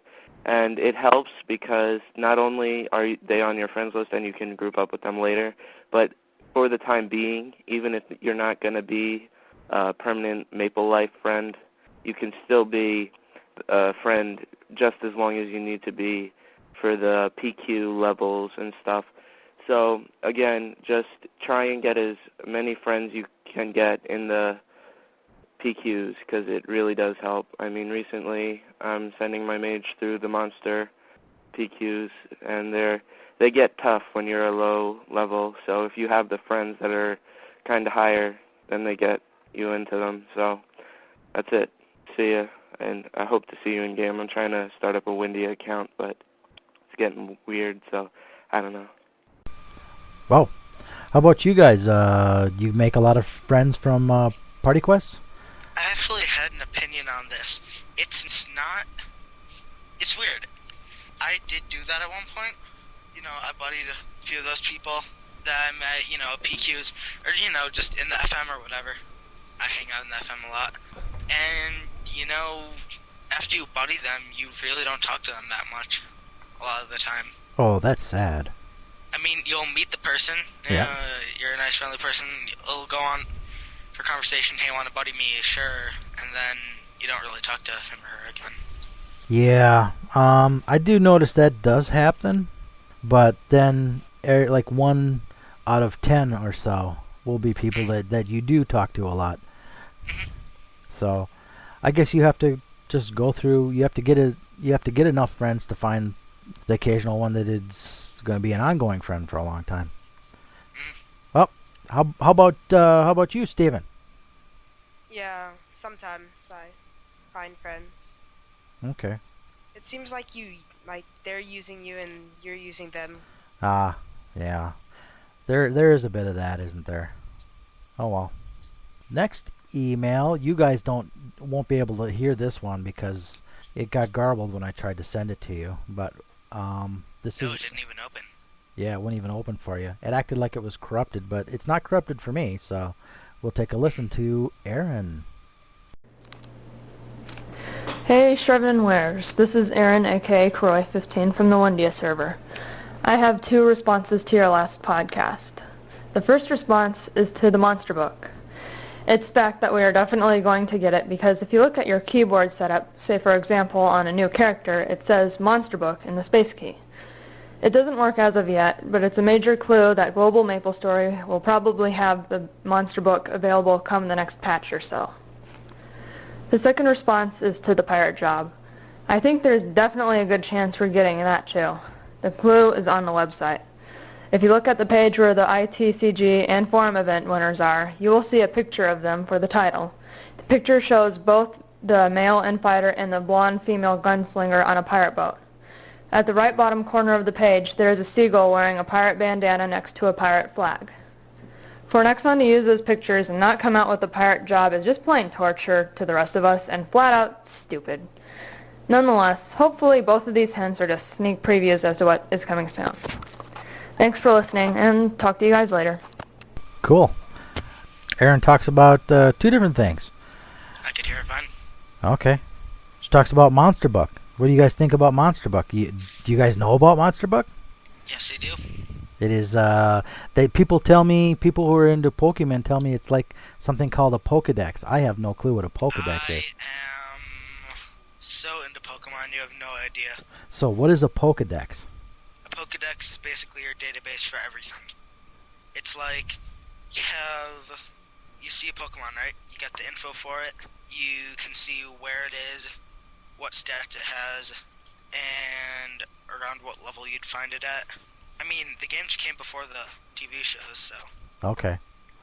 Neat. And Monster Book seems like it could be the best update to Maple ever. Ha. Make things so much easier. Put Hidden Street out of business. Aww. Nah. Hidden Street will always be here, I think. Well, I mean... But it'll be if you nice... go to Hidden Street...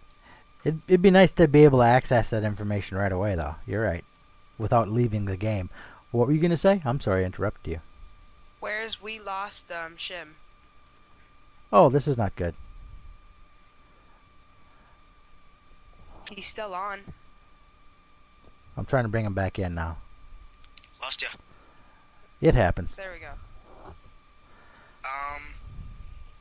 Anyway, what I was saying, if you go to Hidden Street, Yep. half of it is, monsters, what they drop, what they look like, Sure. moves, and if that's what Monster Book's about, then. That's true. You always have the forums, though, for Hidden Street. This is true. Well, there's other things too. Hidden Street's about, like maps, descriptions of NPCs, quests, blah blah blah, on and on and on and on and on and on. So, I don't think it'd ever go away. No. All right, and then Aaron also talked about pirate class. I don't know. I'm getting sick and tired of hearing about pirate class. I don't know about you guys. That other, actually, it's mentioned in one of the upcoming voicemails, so Oh, we can talk about it then. The other job that's been rumored. right. All right. Next voicemails from the same guy. Two of them, one right after each other. Both from a fella named Nick. Let's listen to number one first.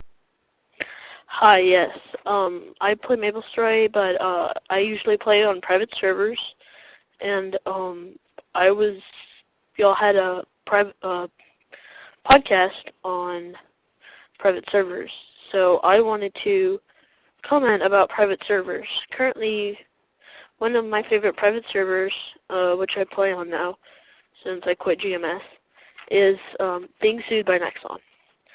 So, in episode 10, y'all said that y'all should point it out if one of us gets sued, and currently we are winning because in their terms of service they said nowhere that you should not make a reenactment of Maple's story in any part of the terms of service.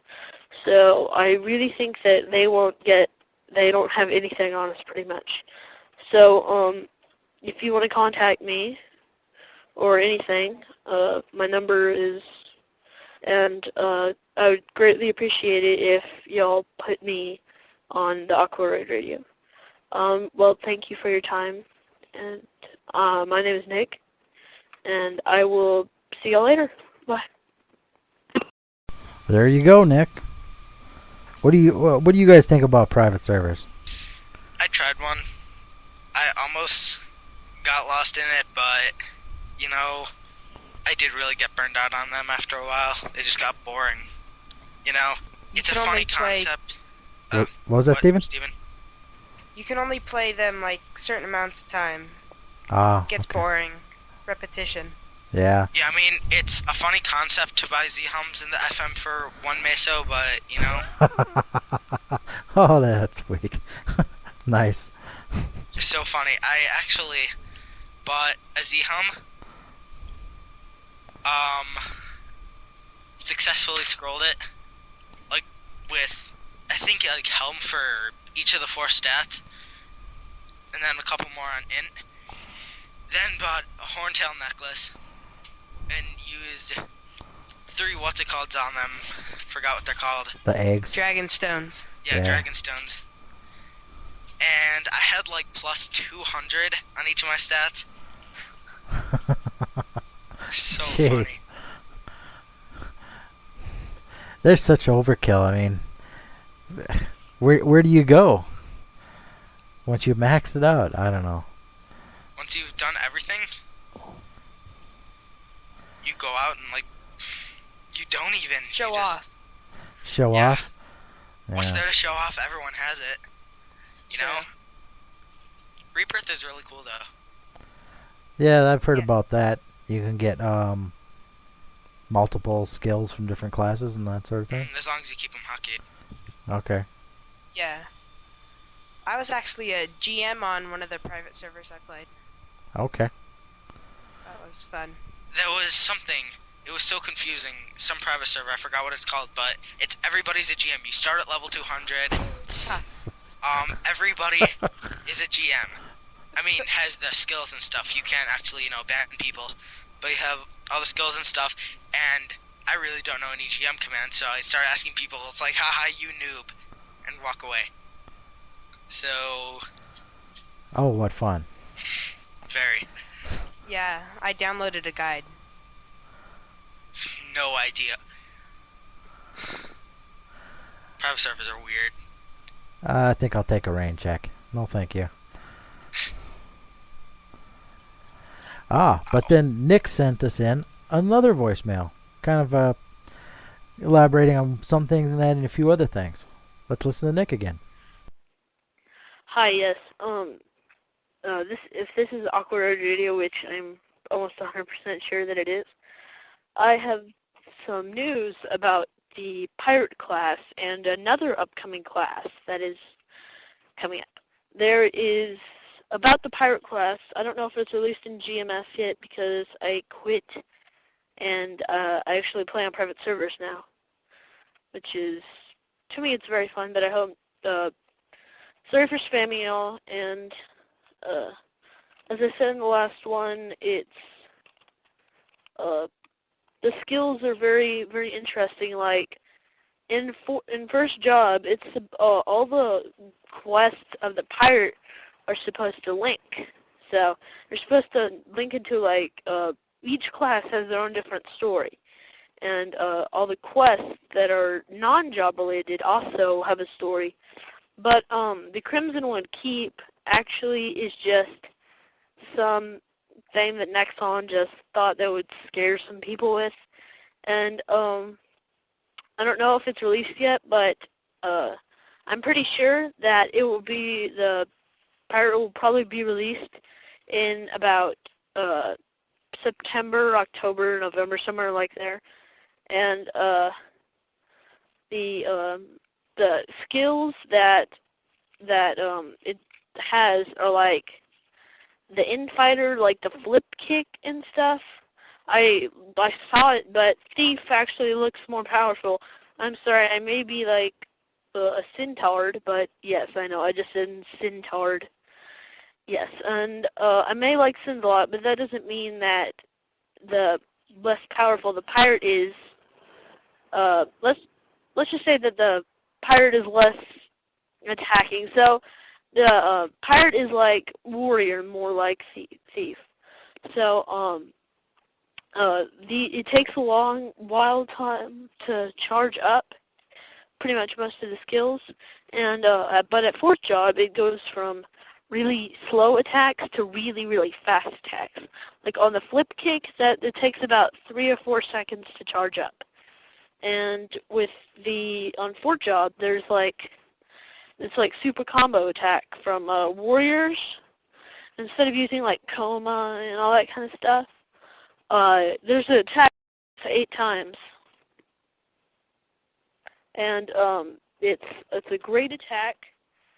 And pretty much fourth job for all the classes. Pirate, I would say, would come in third because first crossbowman. I know people think that crossbowmen are so underrated because they think that bowmaster and all those Narutards out there, yes, I know I said Narutard, out there are like, oh my gosh, Night Lords, they're so prozors. Yes, but pirates actually, to fourth job, they're just not that powerful. So if you wanna make a very powerful fourth job, I would probably suggest crossbowman or bowmaster. So pirates are great up to third job, but in fourth job they just epic fail. Well, yes. So I said it. Flame me all you want, but I'm just tired of it. Well, thanks. Bye. Whoa. So what do you think? Are Night Lords to prozors? I would have to say that. I was going to say, I wouldn't know. Steven would. I figured Steven would say that, yes. You know, on a private server, I had a Shadower. Okay. Yeah, they don't have that many great moves, but they do have a couple good attacks here and there. So, okay. So are you guys tired to hear about pirates? all we can do is wait now. I may Yeah. just make one Yeah. and stick with it. They sound really good. And the other job that Nick was talking about is, I think, elementalists. I've heard of that, yes. You heard that from me. I did? Yeah, 2 days ago. Yeah. Yeah? Elementalists, that's all I know about them. I Okay. don't know anything except for the name. Okay. Well, that implies a bit, although what the elements are, I guess that No remains idea. to be seen, yeah. Now, in the beginning he said they did what? Crimsonwood Nexon did Crimsonwood Creep just to scare some people. Do you have any clue what he meant by that? I have no idea. Scare some people of what? I don't know. Because it's kind of a spooky area? Is that what he meant? I don't think so. I have no idea. I guess Nick is the mystery man. Okay. Okay. But he did have some good information. He had some strong opinions. And, like he said, flame him all you want. Please do. I have no idea how you get a hold of him, but, well, okay, whatever. Now we've got emails. Emails. I'll go first. Okay. Our first email is from Calvin is Awesome. Hi, guys. I hope you're ready for a long email. I have so many things to talk about, going down the entire episode. Well, I don't know. We're going to skip some parts here, Calvin. I'm sorry. So many things to talk about. The main thing I'm going to talk about are private servers. Sorry, Cal. P-serves fail. I edited that part out. Okay, next. Cal also told us about Korean Maple Story. All right, in KMS, he says there are plant, ice, and fire zones, which are cool. I believe that this will come to GMS eventually. Oh, so it comes to private. Okay, whatever. You and your P-serves, take them away, mister. But it might go directly because we might go. You guys don't have private job, right? He says he's confuzzled. Guess what? So am I. I'm trying to read this. No, confuzzed. Not even Confuzzed. confuzzled. He's not even confuzzled. He's confuzzed. Okay, and then he goes on and on about how monster card books are like the Pokedex. But how often do the cards drops? Is it really rare? That's really interesting. Yes, it should be. This is going to be a decent part when we get it, and we should get it eventually. Okay, and then Calvin closes by saying, yes, Warez is old, and pedophiles scare him. Calvin, yes, compared to you, I am old, and guess what? Pedophiles scare me, too. But, believe it or not, they don't scare Shim, because when I first met Shim, he was decked out in the entire pedo bear outfit. That isn't true. I was still wearing the sauna robe and the Independence Day hat. Yeah, okay, Mr. I Pedo got Bear. the Pedo Bear file. So that's how I originally knew him, as Mr. Pedo Bear. I scared so many people. It's spooky, man. It's funny though. The bear's got no expression on his face. He just smiled. He just smiles, that wicked smile. And then I got the Catwoman suit and Oh, which is why you're called Catwoman yeah, by some which is why yeah. a bunch of people call me Catwoman. I had like the what's it called? The black jacket with the red shirt on the inside, rainbow shorts, cat hat, this black mask, and transparent gloves and shoes, and so a bunch of people started calling me Catwoman. Nice. And You should it post stuck. that on the website. I should totally post that on the website. Okay, should I take the next email? Yes, you should. Okay, this one's from Troy, and no, I'm not a girl. Thanks for that comment. This is Troy again. Blank and Warez, I looked on the strategy wiki, and there's another part that KMS got for testing. And it's called Ellen, I guess. Oh, maybe it's Aline. It's pretty much Alenia's past. Yep. And has a new mushroom, snail, stump, and bug thing. But they're all like super-ish because they're like pest versions of them, and they're 2 times bigger. Plus, there's a PQ, but that's not much. JK. The PQ is called the Forest of Poison Fog, and it's at the and it's all the Lin monsters except like Poisony. Okay. The boss is a different kind of golem, not like the ones in Fog, duh, but it has no legs, a square head, 2 arms, 3 forearms, each with more HP and defense, I think. That's called Zuckum. Pretty much. That doesn't have 2 heads, though. Love your podcast. See ya. See ya. Yeah, the Elin patch is part of something called time travel camp or something like that, and I'm not sure. It may have something to do with the what's it called? Who? With the time temple. I think I don't know what it's called again. I'm not positive. I think it might. It may though. Oh. So, for all you people so much out there, that we don't know what about. yes, there's a lot of stuff that we're gonna get yet to be had in MapleStory. So there's more fun to be coming up. Fun. Okay. Next email. It's from Jonah. Hey, Blankenwares. Firstly, have no idea where all the islanders have gone. But to answer some of Blank's questions, Islanders use event drops like Valentine roses and maple items and drops from the few monsters that are on Maple Island.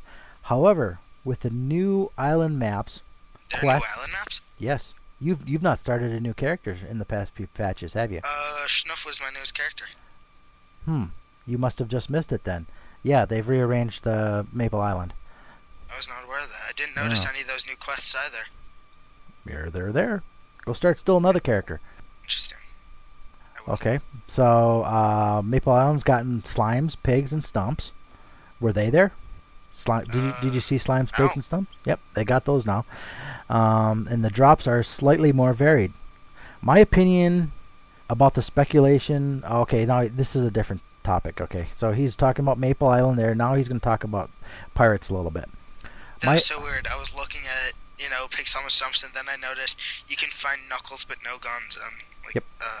Okay. My opinion about the speculation of whether Nexon will censor the guns in Pirate Job is that it'll almost certainly happen. Apart from the fact that they changed... Okay, now I'm really PO'd. I'm angry because I wanted that pirate subclass. I wanted the black powder pistols. Now I'm angry. Okay. Are you gonna turn green? Okay, so you can use the Owl of Minerva, like you just said. You can find knuckles, but you can't find guns. Since Nexon already has Pirate Job on the server, my bet is that they will be released when Nexon is done with the other version of Pirate. Are they gonna have cat paws instead of gun, but still make that da-da-da-da-da-da sound? Yeah, because that's so much fun. Yeah, probably some stupid lame thing like that. Funny though. Well, you know what? Maybe this is a good thing if they nerf pirates.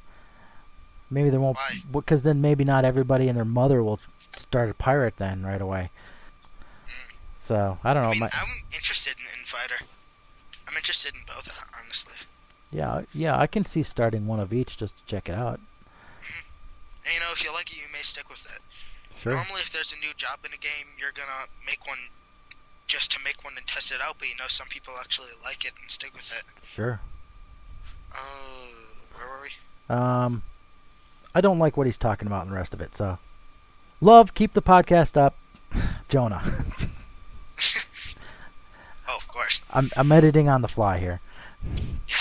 Okay. Ooh, next, ramen. You take it, though. Hi, Blankenwares. I just wanted to tell you guys that in Barra on July 24th, 2008, at 2:50... We are so mean to Blank. 2:50 p.m. EST, a person smegged something inappropriate. Soon after, a GM notice appeared saying, "Watch your language." So they do exist.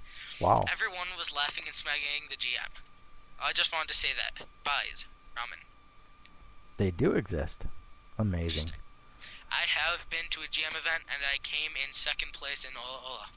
Oh, so you didn't get that little useless trophy thingy that you can turn in for what? I forget. Yes. For like 25k. 25k? 25k. Okay. I was gonna give it to Masa or something, but... alright. Alright. Next email is from a longtime listener. Gemicon. Hey, Blank and Wares. I'm sorry if I spelled your name wrong, Blank. This is Gemicon, a level 22 mage on Windia's server. I can't look up your name on the site right now because I don't have an internet connection because I'm in Mexico visiting family and the house doesn't have internet, so we go to the internet cafe. Okay. I was gonna say, how are you sending this? Anyways, you don't have to read that part. Whoops. Now to the point. I just wanted to point that out before. Warez talked about like the Romeo and Juliet quest. I believe Blank and/or Warez said that Nexon can't do anything original. I just wanted to point out that's more proof of that.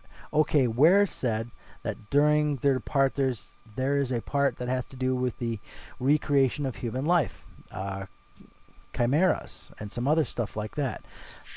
This is basically what the anime Full Metal Alchemist has with the addition of alchemy and some other stuff. I thought you might point this out, Blank, since I forgot.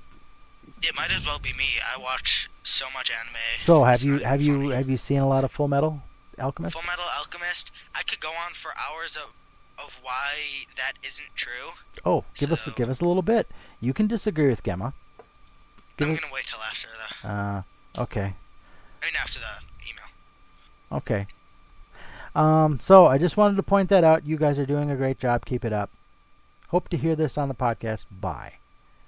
Okay, I'm sure I'm gonna get death threats for trying to go against Full Metal Alchemist and stuff. Dude, you are replacing Blank, so you're gonna get death threats anyway. Okay. All right, go ahead. It wasn't all about, the homunculi and all that. Later on in the series, it was just about him and all that. The whole thing with his mother in the beginning of the series and all that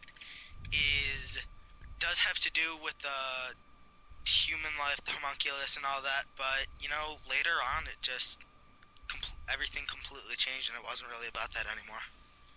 Interesting. Of course, you have no idea what I'm talking about, but... Yeah, but I'm kind of wishing I did know what you were talking about. It sounds interesting. It's really good. Where would I be able to find something like this, Full Metal? Full Metal Alchemist was actually on Adult Swim at some point. Okay. So if I could see some old repeats of something, I might be able to check it out. Maybe. Okay. Cool. All right. I mean, Full Metal Alchemist, in my opinion, was a lot like Death Note. It was really, really, really awesome in the beginning, but as it went on, it just kind of went downhill. Okay. Well, there's a lot of things like that. Is that all you wanted to say about anime? Yeah. Okay. What? Oh, anime is a cool topic. I don't mind hearing about it. I don't know diddly about it, so I don't mind hearing about it at all. You should. I should check into it some more. Earlier, Blank and I were talking about something that I suggested to him, and he really likes it. Cool. Well, we can talk more about that later. Maybe. All right, your turn. Next email. Yeah, my turn again. Kinda. Did you just read this one? No, I read this one. It's your turn. You did, but I went on about anime. Oh, okay. Okay. Scorpion Sins again, but this time it's in the form of an email. Cool. This is my first time contacting you. Kinda. I want to let you know that I've listened to all the podcasts at least twice. In case you couldn't tell, I love the podcast. I wanted to ask why people use X's in level markers. I just don't get why people say I'm level 3X or whatever. Please explain the meaning of this. Also, I wanted to point out that one of the previous newbie tips you stated, do quests in parties, especially if you're killing a monster. If you're in a killing a monster quest, if that is what is called, it might help to split up in a good spawn area for the monster, of course, staying in the same map, or the kills you get won't count for everyone. This is also helpful in the monster PQ. Which one? If you send some of the party to the opposite side, in which you start in most maps, which helps controlling the spawn so you are not overrun by too many monsters.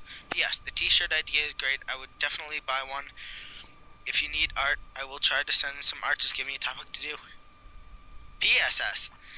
I hope you select my email to be in the podcast. I'm willing and trying to send in a voicemail in MP3 file. Ah, Already did. cool. Regarding the t-shirts, I actually might have that covered. Possibly. But It's not, it's getting drawn out, but it can still happen. we may be the supplier, not necessarily the designers. I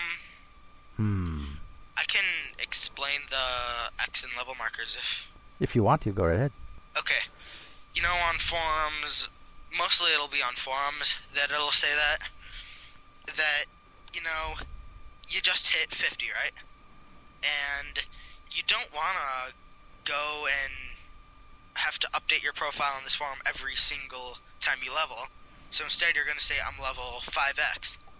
And then when you hit 60, you're going to say you're 6x. So the x represents any number. Sure. Cool. So, whereas in your case, you know, 13x, what level are you now? I don't know. 138, closing in on 139. Yay. Yay. Congrats. Thank you. Hopefully yet this weekend. I need a level. Yes, you do. I need to hit 130 badly. I need to play. That would help. Okay. Next email is from WTF. My IGN is what's the 411 or Okay, that's kind of funny.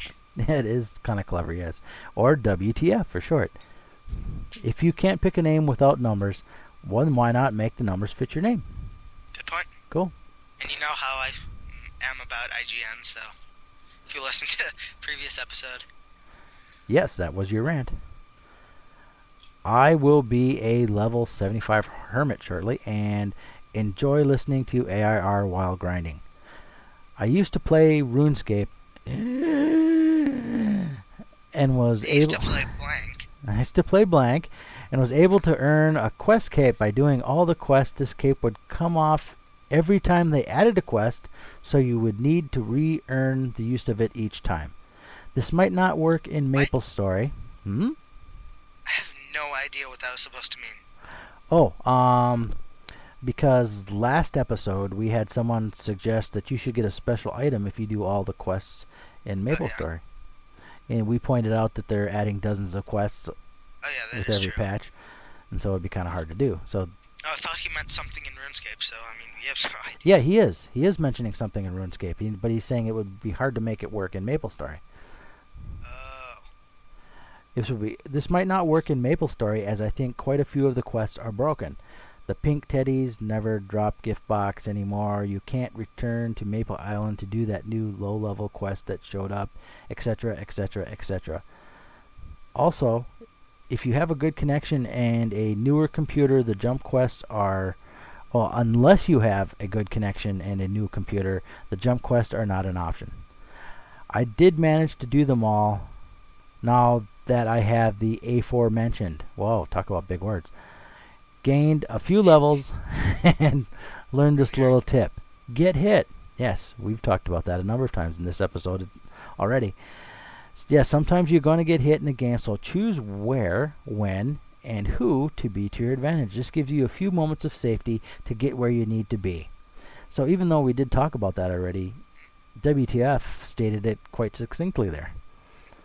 And also, I mean, if you're in a jump quest, sometimes you want to get hit by the thing so you can be knocked to the next area. That's true. That also if you're works. Feeling really risky, but... It is a risky move, but it does work sometimes. Alright, he goes on to say, now the other thing I want to talk about was keyboard setting. This is very important to enjoying the game. First, throw away all the useless key sets like Cash Shop, Monster Book, all the stuff that you don't really need. Then set up areas for things that go together like flash jump over jump. And finally, if you're like me and you want to use up all the pots you get dropped, line them up by type as well. Then when you're hurt, you can eat the right amount and save space and use. But eating liquid. I guess you kind of eat pots, I guess, in a way. But best of all, you won't get frozen by the message You can't do that right now. Catch your breath and try again. I Hate hate that. that. Everybody hates that. Thanks for taking the time to read this. WTF. That was pretty good. Yeah. Next is a very short one. Okay, this is from Lord Warez. Who? I don't know. Okay. I just remembered the Urex quest where you need lots of scrolls and a red whip. Is this quest worth it to do, and is it useful? Mind if I take this one? Go for it. Okay, this quest is interesting. You need a red whip, a 100% weapon attack, I think, 100% top and bottom for defense, Correct. and was there another one? I think there's one more, but I can't remember what it is. Helmet for defense. Thank you, sir. This is why we have you. He's our fact-checking cuz. Huh? He's our fact-checking cuz. Yep. Cool. Okay, so what happens then? After you turn in all these things, oh yeah, and 1 mil. Yes, yeah, there's the money. But it's worth it because... Because you get the legendary spirit skill. Correct. This lets you use white scrolls. It definitely isn't going to be useful till a much higher level, or if you're just plain really, really rich. And it lets you use white scrolls, which I'm sure most of you know what they are. That's not the only thing. Mm-hmm. It lets you scroll any class of equipment, not just your own. Yeah, it also lets you do that. And any level of equipment, not just the level you're at or below. So. And you can use it for normal scrolling, and it gives you a really, really cool little cutscene thing. Sure. No point, but it's definitely worth it at a higher level, and even if not, you won't have to go back and get a red whip and all that stuff later. To a lot of people, when this quest first came out, were wondering where you'd find the top and bottom 100% defense. Yeah. In the tree that grew, which is the second map to the top left of Lelania, you go up to the third the tree that grew, which is from the left of the first tree that grew map. You'd go up into the next map. Then when you're at the next map, once again hold down up until you're at the next map. Then do it one more time, and you should be in the third map, where there's one of those 100% scroll sellers, and he will be able to supply the top and bottom. Maybe the helmet, I have no idea. I think there's one of the NPCs that you can get all of them from. I think it's that one. Okay, maybe that's it. If not, then probably the Orbis one. I thought it might have been the guy in swamp. Maybe it's the swamp. Not but I thought for some reason I'm remembering not the ES tower but the other tower. Yeah, maybe it is the ES tower. Is the one in ES tower? Okay, I'm blanking. Never mind. I think it's the tree that grew one. Okay, let's go with that. Okay. It's late. My brain isn't working all that well. All right. I feel fine. You would. Youth is wasted on the young. Next email. Isn't that kind of the point? Yeah. Uphill both ways. 5 miles through blowing snow. Foot. The Terminate from Cayenne sends in this email. In episode 15, you were talking about Lich, but you said you never saw him, so it was unconfirmed. I saw another Autobot monster, farthest training map to the right in El Nath. I miss her every time. I'm a level 134 Night Lord, but then she just hits me, and I'm back in town, and the chat box was, you were transported back to town by an unknown force, or something like that. It looks like this girl is chained to a coffin. Just telling you guys in case you didn't know. I love your podcast. Do you know there's a reason why she's... cow? That was me. I said that in inverse. I said that while sucking air in instead of pushing air out. The girl sends you back to town because there is, with all of these Autobot monsters, there is some special thing you need to do in order to disable them and go and keep on training. The thing is, if you would just plain attack them, they're going to send you back to town every time. That's the whole point. So that if there's someone botting out there, the botting character will just plain attack them and then get sent back to town. So the Terminate, if you want to go back there and check around and see if there's some sign or something somewhere that gives you special instructions, it'll tell you what to do in order to disable her. And could you get a screenshot for us? Yes, please. Actually, I think I've seen a screenshot of this girl before. I am looking for one right now, actually. It looks she looks like some kind of ice witch of some kind. Do you know if it'd be on Hidden Street? I don't think I've seen it there. It might be by now, but okay. While you do that, I'm gonna go on to the next email. Okay. Wait, isn't that one mine? Yes, but yes, it is, but I was going to anyway because you're looking something up.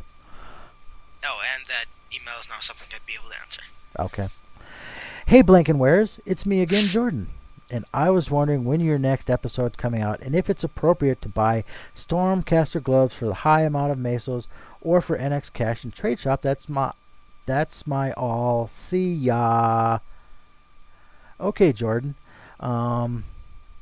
If you know that you can sell them for just a little bit higher, maybe. It's a little bit risky. I would stay away from Stormcaster gloves right now. I would definitely not buy them for your own use at this ridiculous price. But if you have the makings, or you can get the makings cheap, I would make them for myself. But I don't think I would buy them for personal use. Only buy them if you're pretty sure you can merchant them and gain another 5-10% on them. Otherwise, I would stay away from them. That is a ridiculous price what they're asking for these things. Did you find her? I found a YouTube video. I found a Lichet, actually spelled R-I-C-H-E, I guess. And it looks like this skeleton with a staff and a weird hat. Oh yeah, kind of like a Urgoth's little brother or something. Yeah, I was gonna say it looks like Urgoth. Yeah, I've seen his picture before. Is that the right one? Yeah, I believe that is the Lich. I've never seen him though. I can't get him to spawn. You said you once waited for like 6 hours? Maybe more like 4. Hold on. Maybe more like this 4. Is interesting. Okay. It says Lich. In Dungeons and Dragons, the Lich is an undead creature, a spellcaster who seeks to defy death by magical means. Well, now. The Nexon does rip off every single thing they possibly can. Well, at the very least, they do seem to have a sense of humor about a lot of these things. You know what I mean? Like Fat Naruto. Like Fat Naruto and Sturgeon Man. I thought that was pretty hilarious when I first saw that. A fat, overweight version of Batman. I thought that was pretty silly. Alright. Sometimes they do well with it. Yep. I mean, I saw the Blue Screamer and I just wanted to kill someone. I'm like, come on. You can't go that low. Oh, they can. And they'll probably go lower, too. Oh, I'm sure. You know, with Lich. They went all the way to the... They went all the way down to the roots. They went down to Dungeons and Dragons. Wow. We should be fair about that. Liches, there was a concept of a Lich that was around before Dungeons and Dragons even, so that goes back a long time. Anyway, we've got more emails. Yay. Your turn. My turn.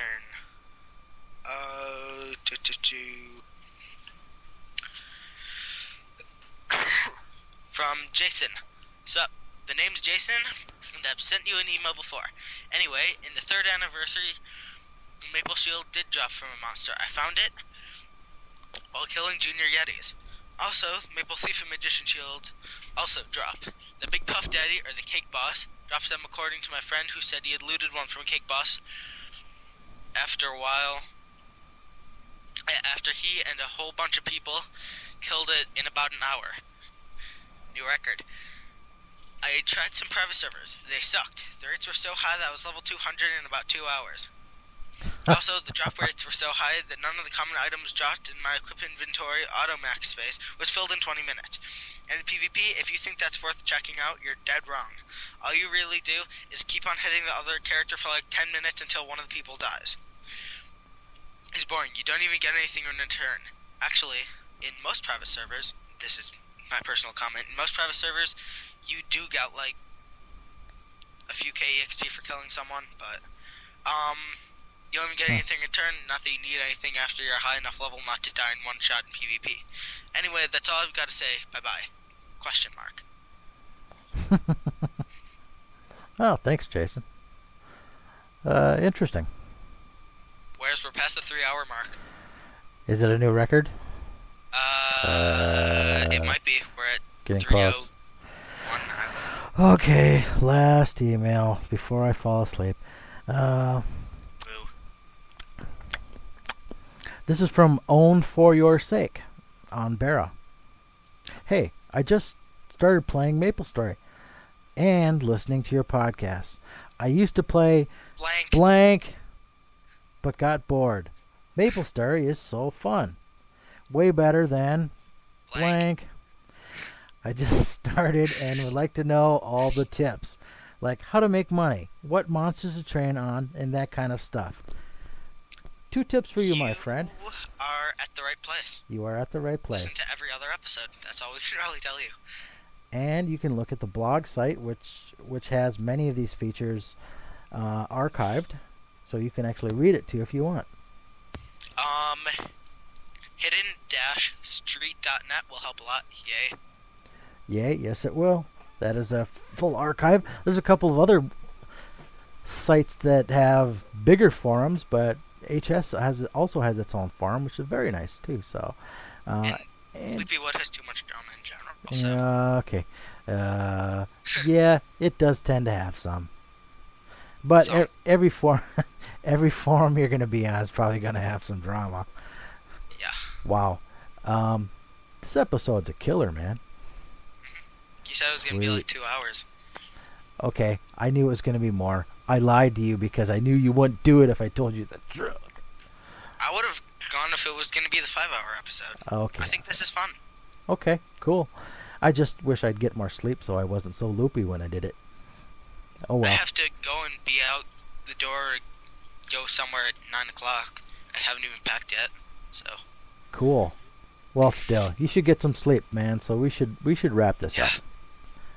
But first of all, we ought to give you the usual information, and that is that you can reach our blog site at www.aquaroadradio .wordpress.com.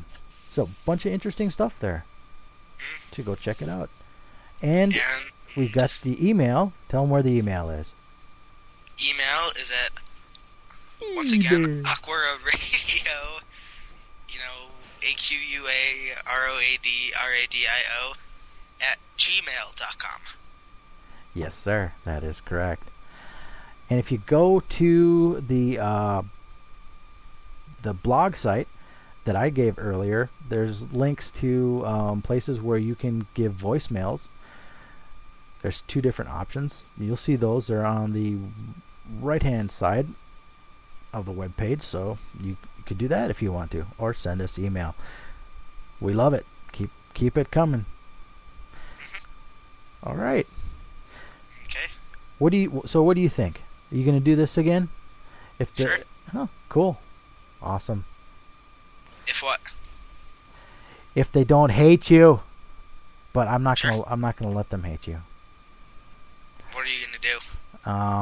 Well, I could just shut it down if I had to. For my sake, you wouldn't need to do that. No, I wouldn't. But I think just put me back on the street where you found me. I think, in spite of not wanting the show to change, which people probably don't. That's a natural instinct.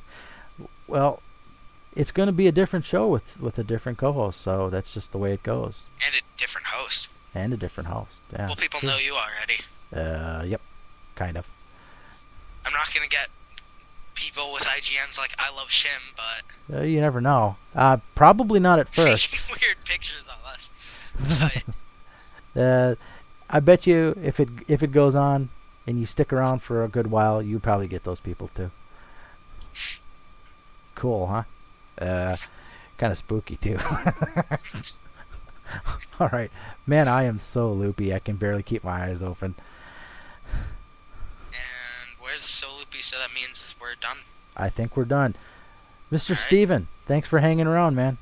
Yep. Appreciate Yeah, it. I'm about to fall asleep. We'll try to do this earlier next time. Yeah. All right. Good night, everybody. All right. Good night.